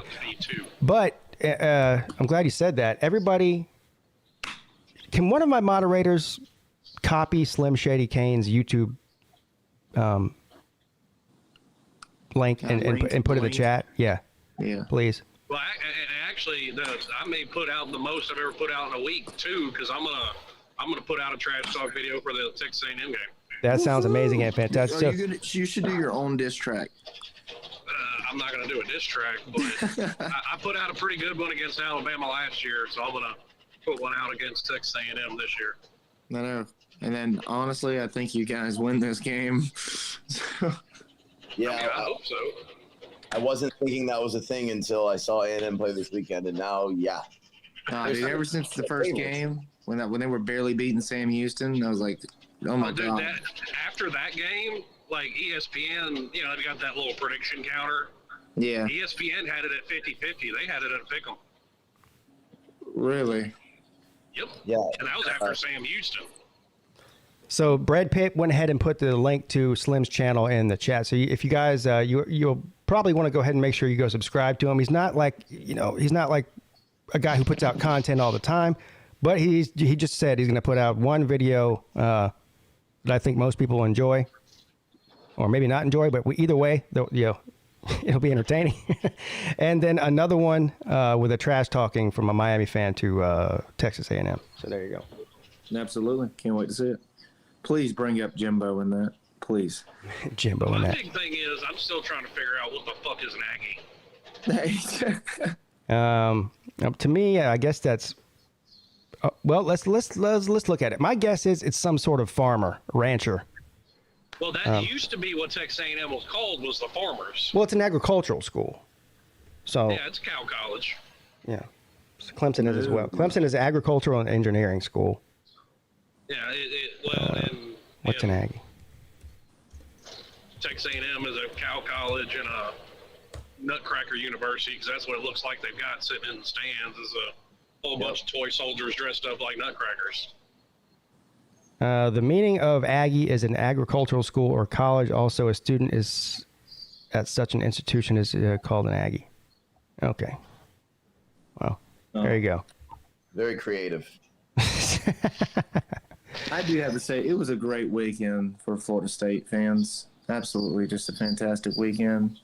Jimbo losing to a nobody in App State, and Florida losing. It was great. And Anthony Richardson destroying his Heisman hopes. Yeah. In its purest sense, an Aggie is someone from the farm, quote unquote. There you go. Okay. Sure. Interesting. Oh, man. So Mr. Dougie's in there. Huh? I said nothing. I was talking about Mr. Duggar. Oh, wow. Somebody needs a hug. A lot of people need a hug, man. Yeah, haven't you noticed? Apparently. A lot of people want people to feel sorry for them, too, because they got their feelings hurt. Nature Boy isn't Ryan. I'm milking this week as much as I can. I'm gonna quote one of the most famous movies ever made. You want my sympathy? Look in the dictionary between shit and syphilis. That's where you'll find my sympathy. Wow. So let's look at some of the games that are coming up this weekend. Obviously, what are you thinking about this? I've seen people saying, Volusia, that this is a trap game for Clemson with Louisiana. Now, what? Yes, I know. I know. Sir.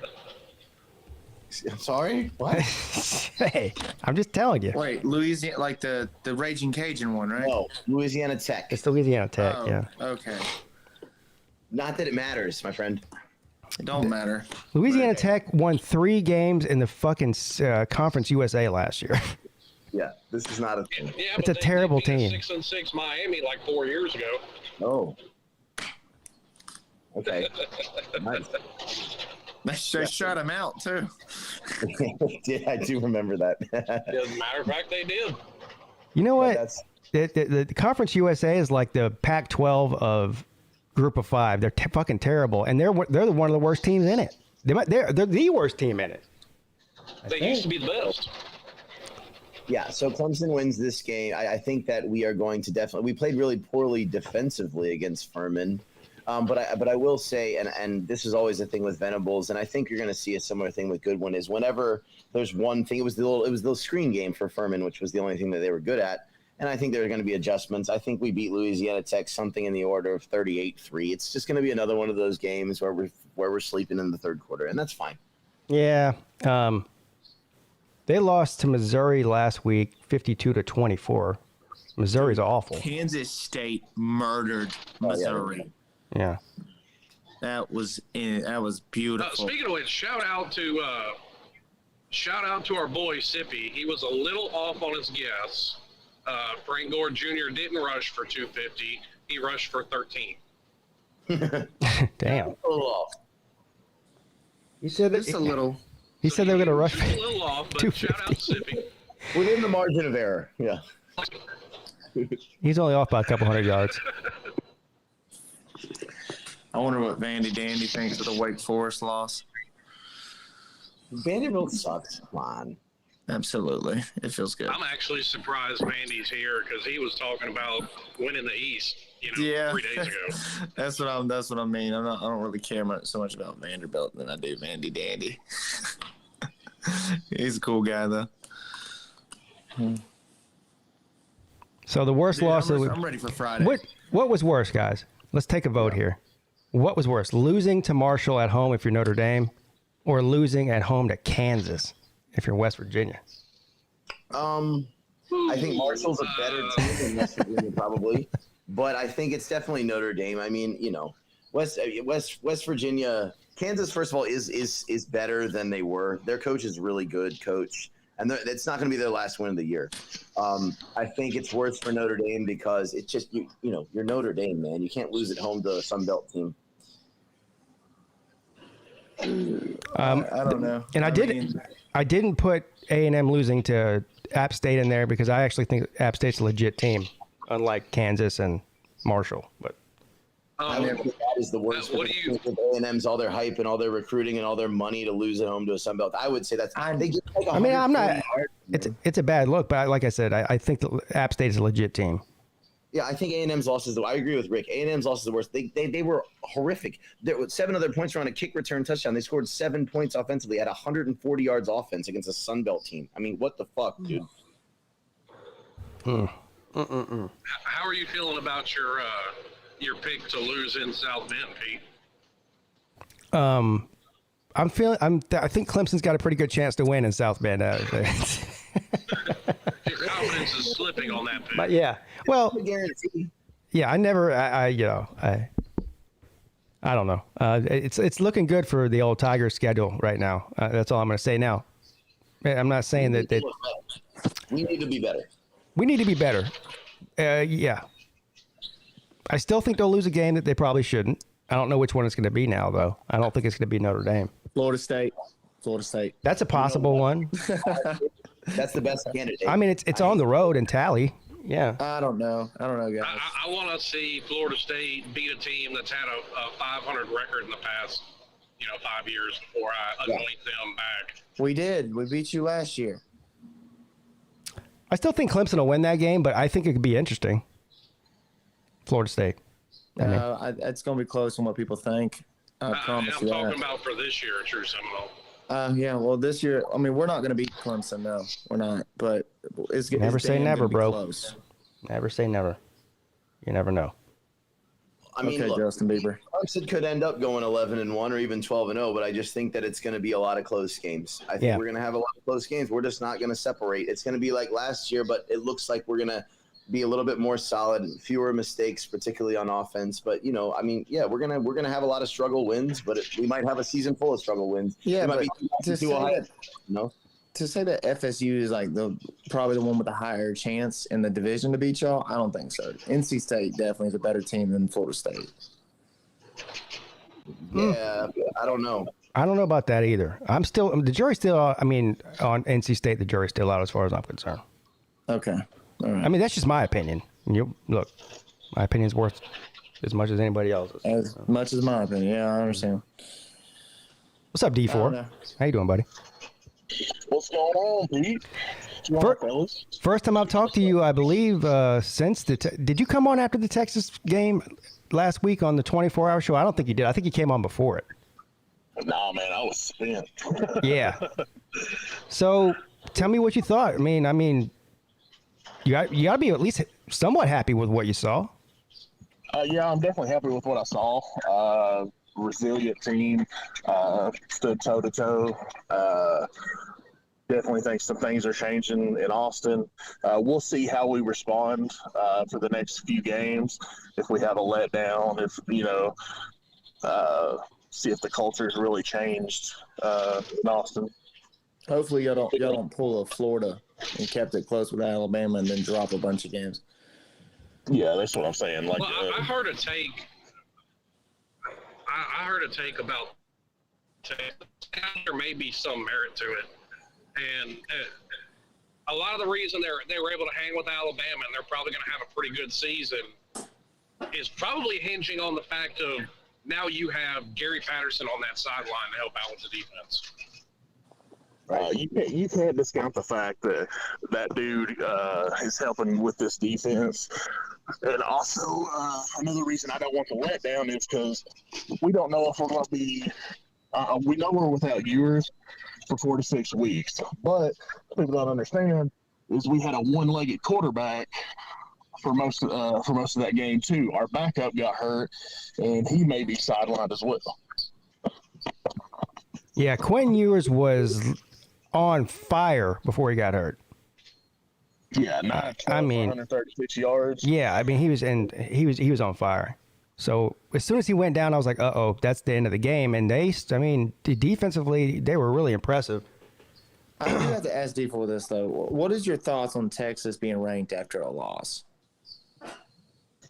I think that they had more impressive showing than the rest of the 1-1 teams.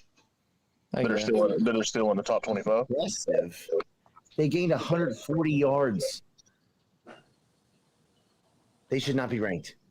No, Texas A&M. Oh, you talking about Texas A&M? Yes. Oh, I thought you were talking about us. No. Well, True Seminole was talking about Texas. I was talking about the Longhorns. Sorry, my mistake. Go ahead. Yeah, I was still talking about the Longhorns. If you're talking about Texas A&M, no, I don't think they deserve to be. If you lose to a Group of 5 team at home in an atmosphere like Kyle Field, I mean, they were running their mouth on Twitter about us losing by 1 point to Alabama. Meanwhile, fast forward an hour and a half later, and they're losing to Appalachian State. So I had something to say about that. They were horrible in that. Well, don't worry. We'll have Texas A&M out of the top 25 by this time next week. Yep, courtesy of the ACC. That's right. And Miami's 6-point underdogs in that game. You can get that money line. Yup. Florida State is only favored by 1.5 against Louisville Friday. That is true. You said the spread's 6 points. I would definitely take Miami with the points. I don't know about on the money line yet, but I got Miami in the points at 7 or 8. oh, you do? Yeah, you got the real good bet then. That's stupid. I just don't understand why 1.5. So you could lose that game. What is the news? It's in Louisville. It's in Louisville. Hey, D4, what's the news with yours? Health status? Out 4 to 6 weeks. 4 to 6 weeks. Oh, man. Yeah, he has a sprained clavicle. How do you sprain your collarbone? You can't. It's a sprained AC joint. You can't sprain a bone. Well, that's exactly what the report says. So it sounds like it's the muscle that connects to his collarbone or whatever, right? Yeah. All right. It's the AC joint. He sprained his AC joint. I got you. Yeah, I mean, he looked like he was in pain for sure. They had. Wasn't that Will Anderson that landed that hit on him? No, it was Dallas Turner. Oh, okay. I mean, not for nothing, but there seems to be a pattern when Alabama plays Texas. Was it intentional? Right. Just saying. At some point, it stops being a coincidence. We're talking about Colt McCoy, yes? Well, and then they injured 2 quarterbacks in that game. They just couldn't knock the other one out completely. Thank you, Raj, for the super chat, buddy. He says, thanks for letting me hang with you Saturday. I enjoyed every minute of it. Of course, I felt like shit on Sunday, but it was worth it. Yeah, well, thank you for hanging out with me. I had a lot of fun, too. Yeah, that was not a good idea to start doing shots 134. Jesus. Wow. We don't have a lot of good ideas, so. No. But some of the best times start off with bad ideas. That's true. Best stories, too. I was glad to see Pete. I thought he was going to be in a coma for the next few days. Oh, Iron Liver, man. Yeah.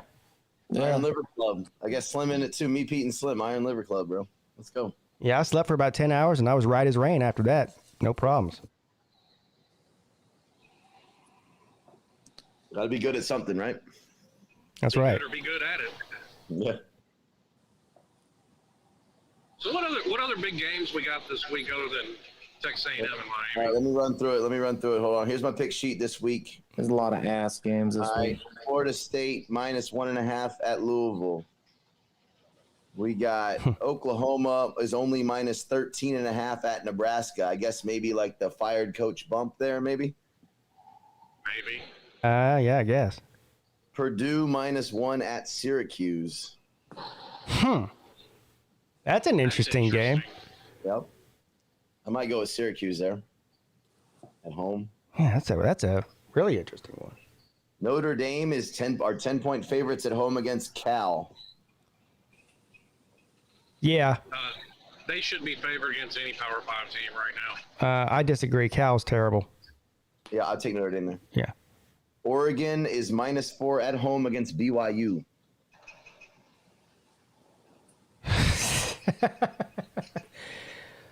I'll take BYU with the points. Yeah, maybe Oregon by field goal sounds right. Yeah. Yeah, I mean, if they even win, I think BYU might even win the game. Ole Miss is minus 14.5 at Georgia Tech. Yeah, I haven't even seen Ole Miss play. So it moved up. It was 13.5. Now it's 14. Yeah. Of course, you I know. I don't know. Ole Miss might blow them out, but maybe not. I'm with you there. I don't know, man. I haven't seen Ole Miss play this year either. Who said that? Slim? Yeah. How do they look? Has anybody seen them play?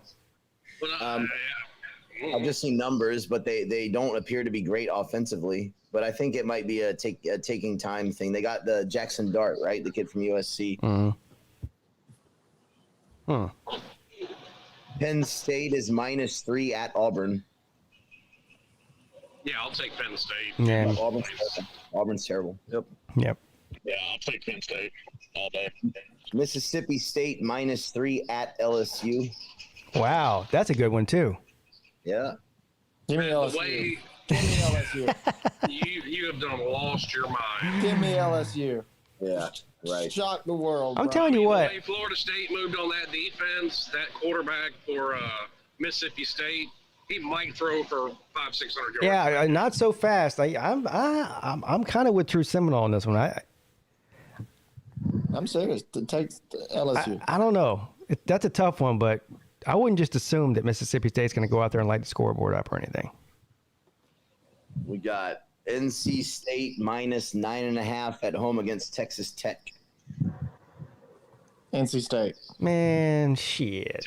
Texas Tech did just pull the upset. NC State.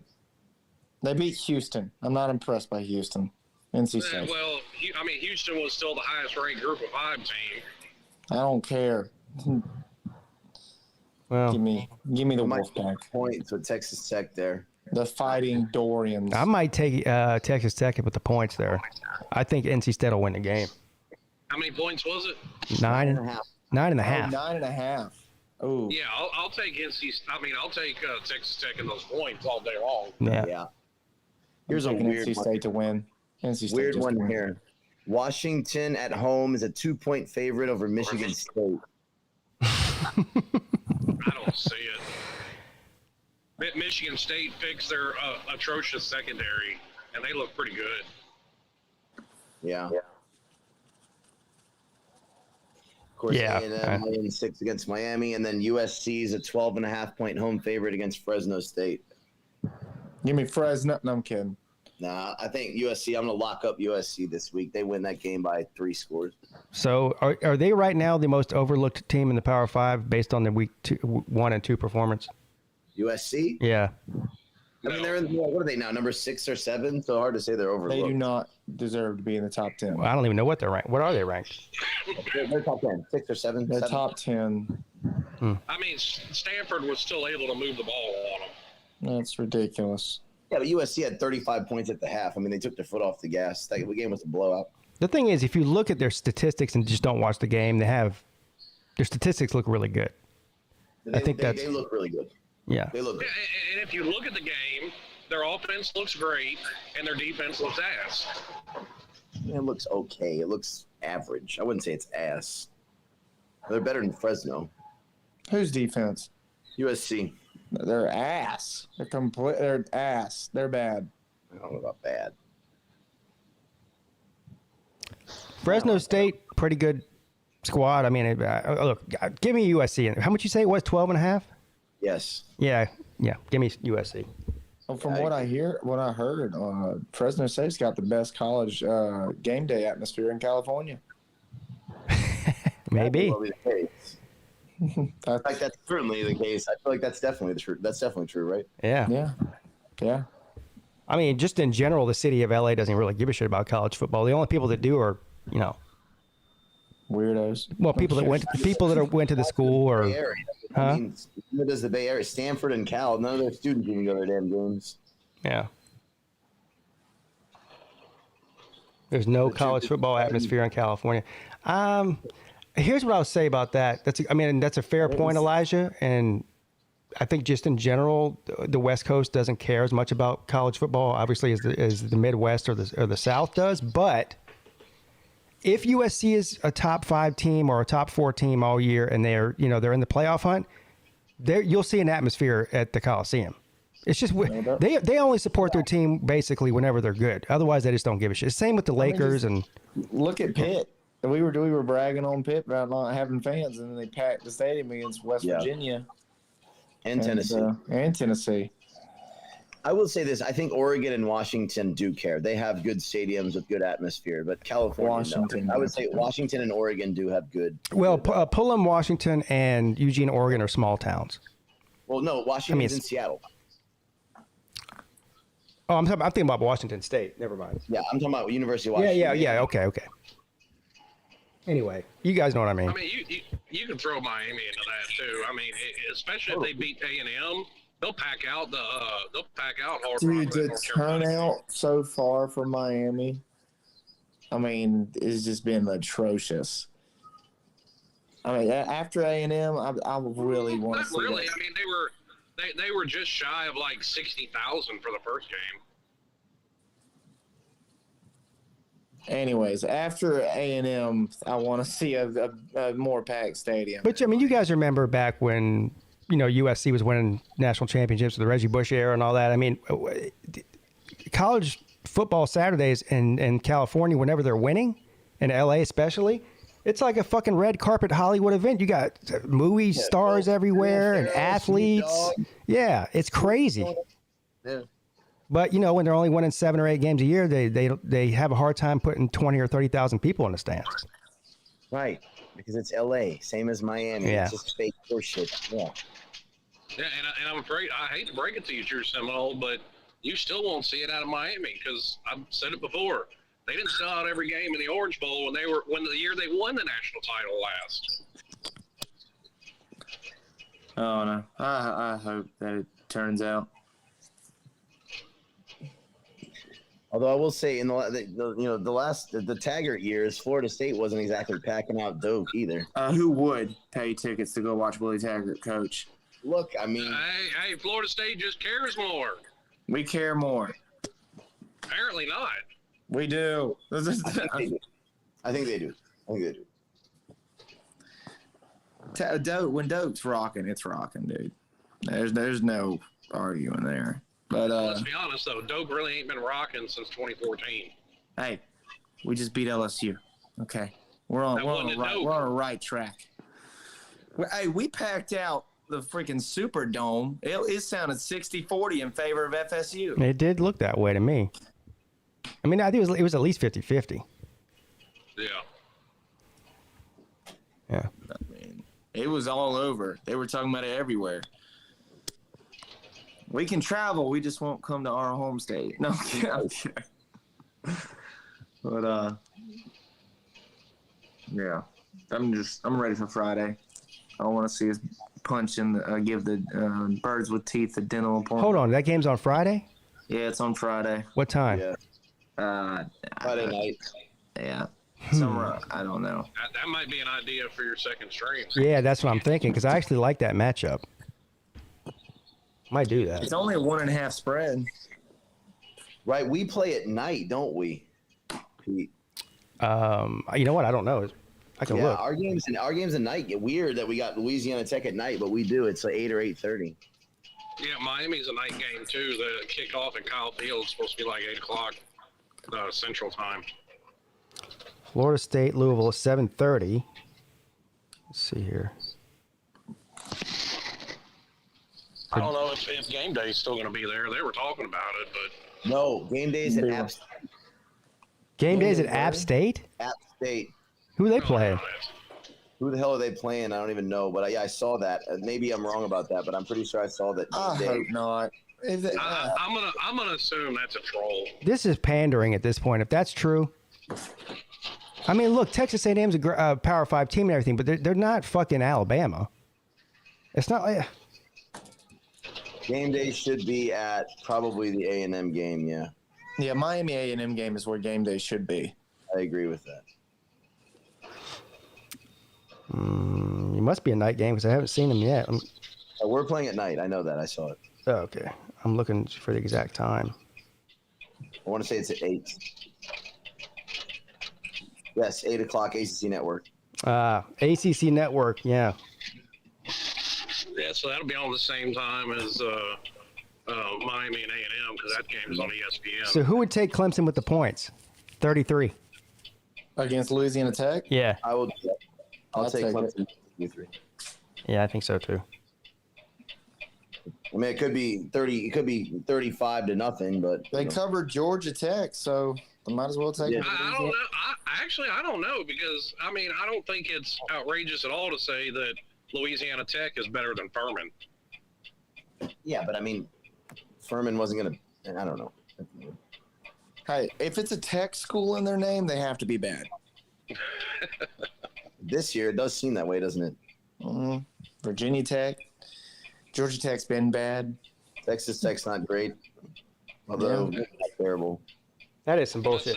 They just had a top 25 upset, so shout out Texas Tech. Agent Z, you hit the nail on the head. He said App State beat A&M and then stole their game day. That's exactly what they did. I don't know. I mean, they're playing Troy. I don't think – maybe that's a troll. They can't put game day at App State Troy, can they? They're trolling Texas A&M, really, is what they're doing. Yeah. It has nothing to do with Miami. It's all about A&M.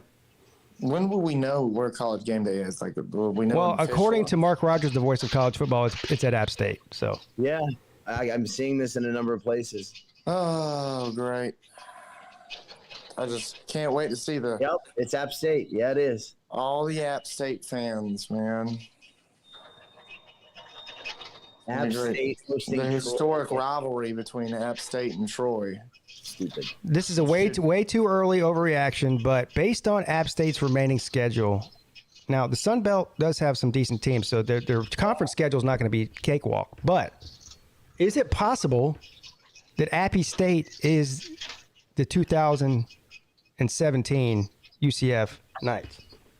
Well, if they had converted that 2-point conversion against North Carolina, maybe, yeah.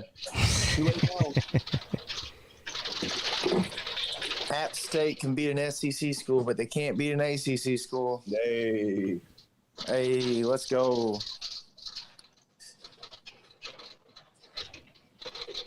Yeah, Luke Walker's been walking around all weekend with his chest poked out. I know. I remember.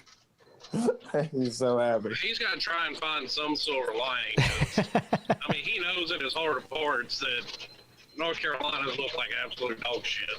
They're not very good. Dude, defense is just abysmal, man. So do you know who the number one quarterback in the country fantasy-wise was in college this weekend? Drake May. Yeah. I imagine. Fantasy points-wise. We were all talking about how atrocious Wake Forest defense was. Mac Brown come out and said, "Hold my beer." Yeah. Here's my question. What happens if in a bowl game North Carolina plays Iowa? What happens? Oh, my God. I don't know. We were talking about this with Luke the other day. North Carolina and Wake Forest are playing. If that over-under is below 150, I'm taking the over all day long. Huh. Oh, my God. I just never thought of that. They both have really good offenses. Yeah. Really bad, yeah. Nature Boy says Tyler Buckner is done for the year, so he's out for the year. That's terrible news. Well, never mind. That's NFL, not college. No, that's Notre Dame's quarterback. No, I almost brought up Dak Prescott for a few weeks as well, but I was like, wait, that's NFL. Yeah, Dak Prescott broke his thumb on Shaq Barrett's helmet. Hate to see that. Oh, yeah. It's good. Bengals play Dallas next week. Maybe we can not fucking miss an extra point and beat them. Well, T. Higgins is out too, isn't he? He got a concussion. Yeah, second quarter. It was a dirty hit. Dude, how about Joe Burrow coming out and throwing like 5 picks? Wow. So okay. So the first one was a bad throw. The one that TJ Watt got, it wasn't his fault. It was just a crazy play by Watt. He had a poor game, but he came back, and it should have been a win. All they had to do was make an extra point with 1 second left. They win the game. So, I thought he really held it together and came back from a really rough first half and played really well. Losing to the Steelers, I couldn't imagine. Yeah, well, we had beaten them 3 in a row, so. Mitch Trubisky is the better of the 2 quarterbacks right now. Okay. All right, yeah. Mitch Trubisky is going to be MVP. I don't know. Aaron Rodgers sure didn't look like he's going to win another one. Dude, He's missing Aaron Devontae. Rodgers pissed me off with my fantasy points, dude. Just pissed me off. Dude, somebody really badly needs to catch that motherfucker where he ain't looking and cut off that funky ass man bun. No, man buns are great, dude. Come on. No, they're not. No, the only reason I have a man bun is to cover up the bald patch in the back. So there you go.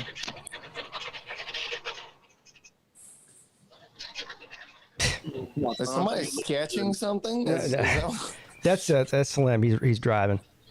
Oh. Yeah, it's probably crap rattling around in the truck. Although I probably shouldn't be driving, but I am. Where you at right now, Slim? I'm headed to Kentucky. I'm sorry. I'm so sorry. Well, this is a short run, and actually I ended up having to go to a walk-in clinic yesterday because my eyes infected. Oh yeah. I meant to ask you about that. It's got worse? Yeah. Oh, shit. Hang on. I'll show you. Oh, shit. Oh my God. Dude. I mean, I can see out of it fine. Have you ever seen, what's the name of that movie? Superbad? Yeah, where they're farting on each other's Yeah, and he pillows. goes, man, it looks like somebody took a dump right in your eye. Well, I mean, that's already ruled out because it's only the one eye. Yeah, I know. I'm just kidding. That's ruled out. Like that was on the list. People were trolling him, saying that he had pink eye. It's not a pink eye though. No, but I mean, I'm putting like they gave me some kind of antibiotic ointment to put in it. So I mean, like I said, being able to see was never my problem, but it definitely hurts like a motherfucker. It's swollen. I guarantee you that's not the first time you said those words, antibiotic ointment and swollen, is it? Like a motherfucker. No, it's not. It's all right. I've been that shit. It's all good. Eye issues or eye soreness or whatever pain is the worst. It's one of the worst pains to have. It's right up there with tooth pain, most definitely. Yeah, tooth and eye. Yeah. Well, your eye is the organ in your body that heals itself the quickest. I would say tooth pain is probably worse. Yeah, and foot pain sucks. Oh, dude, you want to talk about? I had an abscess rupture in one of my wisdom teeth like 10 years ago. Oh, brutal. I'm actually going to go do that surgery pretty soon. Actually, wisdom teeth surgery? Yeah. I had mine taken out. I had mine taken out when I was about 20. Yeah, I was somewhere between, I don't know, 22, 25, somewhere in there. Yeah. No, they like I said, I can see, so it is what it is. I can deal with it for now. If it doesn't, Thursday will be a week. If it's still screwing with me by Thursday, I'll take a day and go to the optometrist then. Over under. Well, you go to an ophthalmologist, not an optometrist. Well, yeah. Ophthalmologist is a doctor. I gotta ask you guys, over under by week 4. What week does Neil Brown get fired? Well, under 4 weeks or over 4 weeks? I would guess at the end of the season. I don't think West Virginia quite has that sort of outrage, the impetus outrage that a lot of schools have. I don't think that they seem like they're going to fire him mid-season. I think that's sort of like a, postseason sort of deal. I just think we need to save the couches as fast as we can. Sir, have you never watched a Golden Blue Dude video? We're talking about 10 and 2. Yeah, well, it's still technically possible. Hey, Golden Blue Dude also said that South Carolina was going to beat Georgia this weekend. Remember that? Oh yeah, that's what he said the trap game would be. Didn't Yeah. No, I didn't get a response to this. You did see that they lost by 13 in overtime, right? Who?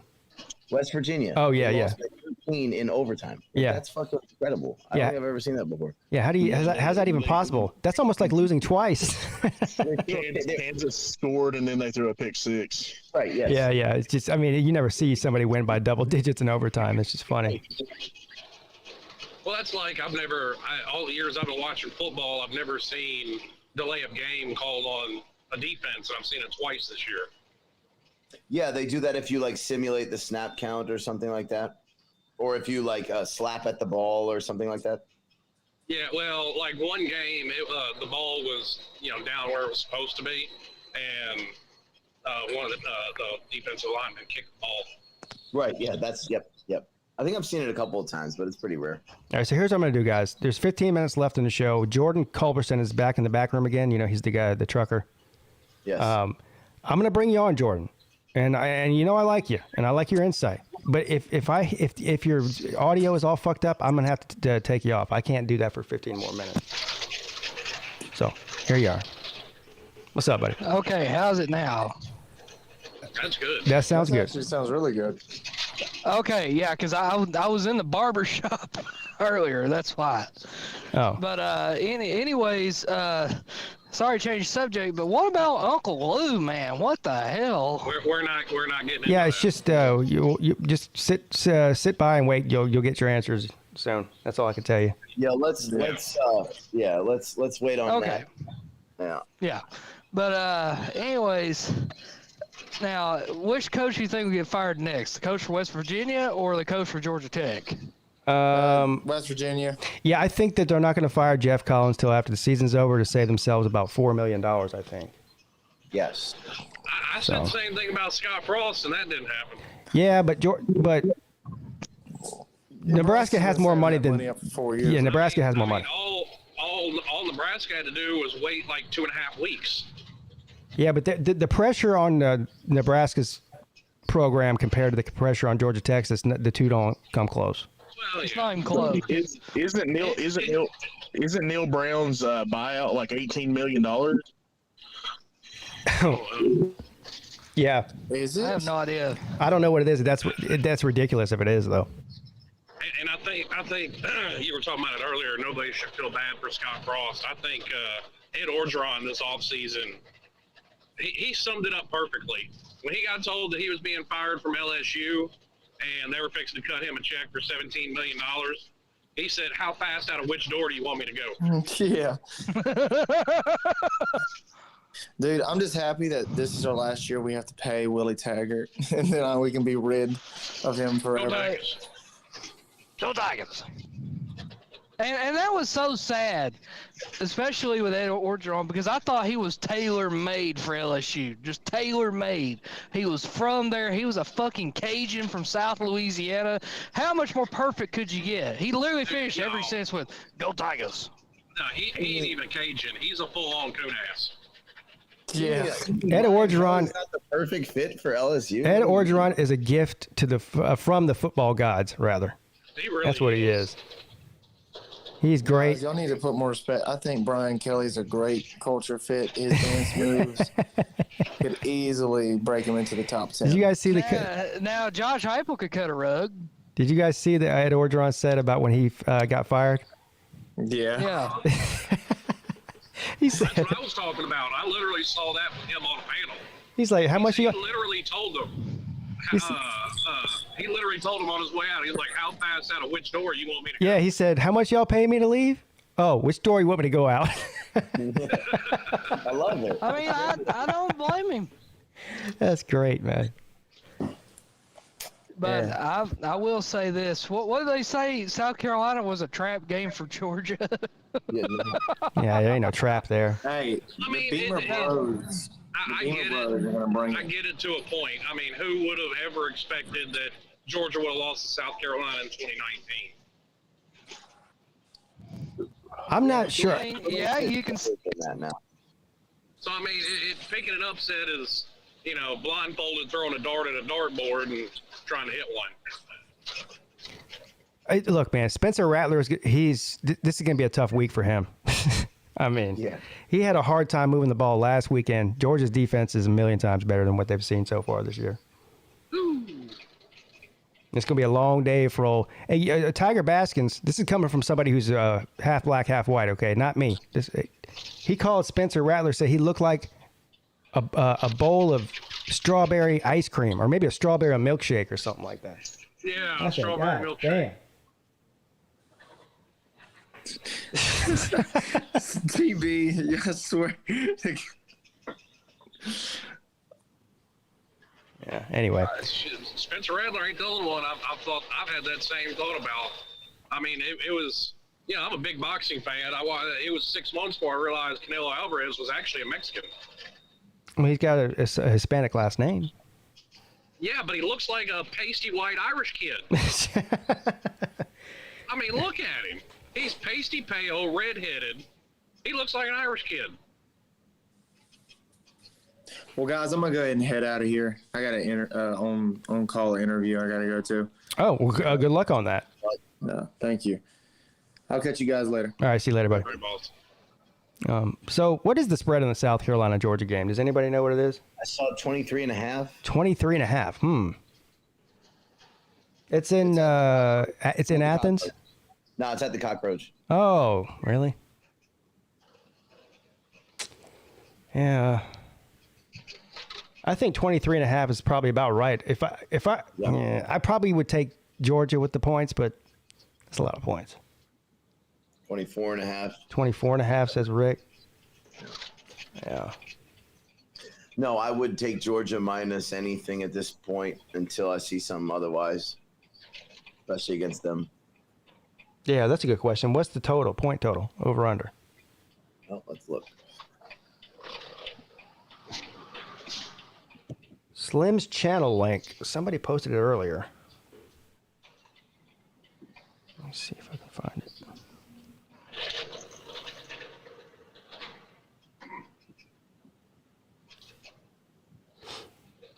I'm assuming it's probably not hard. 4.5, over under 50.5. Wow, I'll go over that. Yeah. So what's that? That's a projected score of what? I mean, Georgia could score 45, in my opinion. 40, anyway. Yeah. So then South Carolina ought to do a score more than 10. So that projected score then is 37-14 Georgia.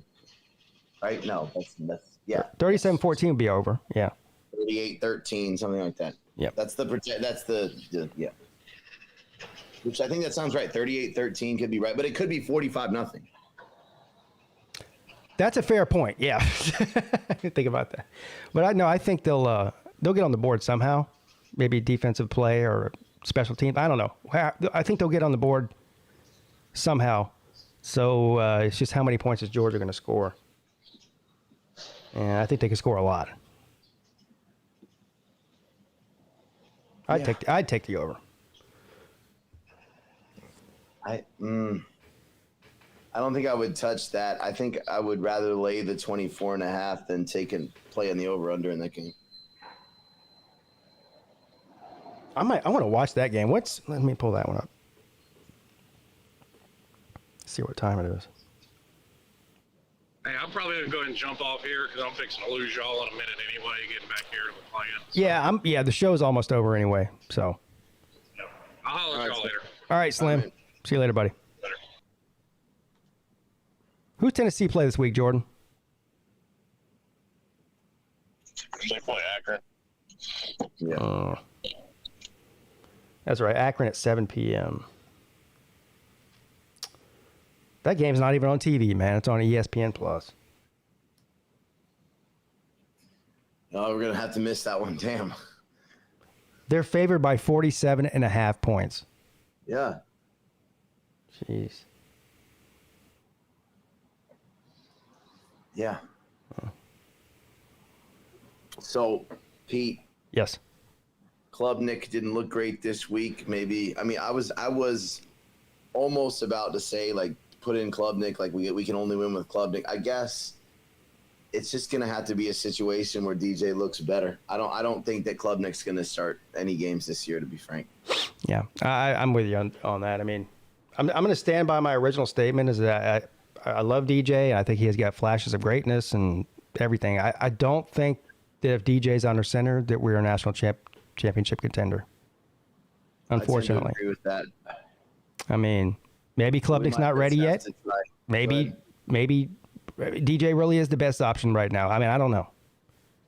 Yeah, we might just have to try and win the league this year and maybe make the playoff and see what happens from there. Yeah. I mean, I don't wish injury on anybody, but if DJ somehow gets hurt, knocked out for games or God forbid for the season, but we'll be we'll get our answers then because we won't have a choice. I mean, Klubnik, I know Hunter Johnson's experienced and everything, but I don't feel like Hunter Johnson's a better answer than Klubnik. No, that's not. That's a no. Hard no. Like, I mean, he had promise as a freshman. Then he transferred to Northwestern, and he was absolutely horrible. He's not here to play quarterback. No, he's here to be a coach on the field. That's what he is. That's right. Well, you know the story, right? Dabo called him. He's like, he thought he was calling him to be a GA. He's like, no, I want you to play quarterback. He's like, all right. Yeah. Well, actually, it's the other way around. Johnson contacted Dabo and said, hey, I would love to come be a GA. And Dabo said, well, how about playing football one more year first? We need quarterbacks over here. So. And I saw a few people that didn't realize that Hunter Johnson started at Clemson. Like, oh, Dabo took a transfer. I'm like, nah, this doesn't count. No, it doesn't count. No, not at all. He's a tater man. Yes. Yeah. Originally. God bless him for that. But at the same time, that's not a transfer. Right. Yep. Curious to see if we do end up taking any transfers this offseason, although it's obviously far too early to discuss that. So. I think this year might be the most likely of all the years because of how much we're going to lose defensively. Yes. Yeah, I could see this being a possible year where we get somebody from the portal for sure. And it does raise the question. We are going to lose a ton on defense. Are we going to need is the defense going to be it's all right. I'm not going to worry about that yet. We're 2 games into this year. It's all right. Yeah. Let's win the games this year first before I start fretting about next year. It's going to be an interesting season. That's for sure. If this next few weeks are anything like the first 2 weeks, we're in for a roller coaster ride. Yes, there is. I mean, I think you could end up with a lot of carnage at the top. I mean, it's really a shame that Alabama found a way to win that game. Really a shame. It would have been great if they got that L on their resume already. Well, after what I saw, they're definitely going to lose a game or two. Yeah, but I don't know who to, but you know what? Tennessee might give them a run for the money this year. They gave them a run for their money last year. They did? Didn't Tennessee? They hung in there with Alabama for, I mean, I don't know what the final score. Maybe they ended up winning pretty handily in the end, but that game was close to coming down to the fourth quarter. I know that much. I remember the LSU game was super close, and they should have lost to Auburn as well. Dog behind enemy lines. Is there a lunch money show tonight? Yes, there is. Right here on my channel. See you then. Yeah. Anyway, all right, guys. I'm gonna go ahead and call it a day or a midday, whatever. We'll see you later, buddy. All right, D4. Thanks for stopping in, buddy. I appreciate it. Same with you, Jordan. You too. All right, man. I'll talk to you later. All right, bro. All right, bro. Talk to bro. Talk to you later, man. All right, man. I'll see you soon. Yep. Well, there you have it, folks. Just another day in paradise. Thanks for all the people that showed up today, showed out. You're all amazing and fantastic. Of course, if you haven't already, make sure you hit the thumbs up on your way out. It really helps. I mean, I don't care, but YouTube really cares for whatever reason. So appease the YouTube guys and hit the thumbs up. Like I just got done saying, I'll be back tonight right here on this channel for the Lunch Money Show at 10 p.m. We'll look at some betting lines and try to figure out how to lose some money this weekend. How's that sound? That sounds good to me. Everyone go subscribe to Slim Shady Kane's channel. He says he's got a couple of interesting videos he'll be posting sometime today. I'm looking forward to seeing those. All right, guys. Have a great Monday. I'll see you tonight at 10 o'clock. Your boy's checking out.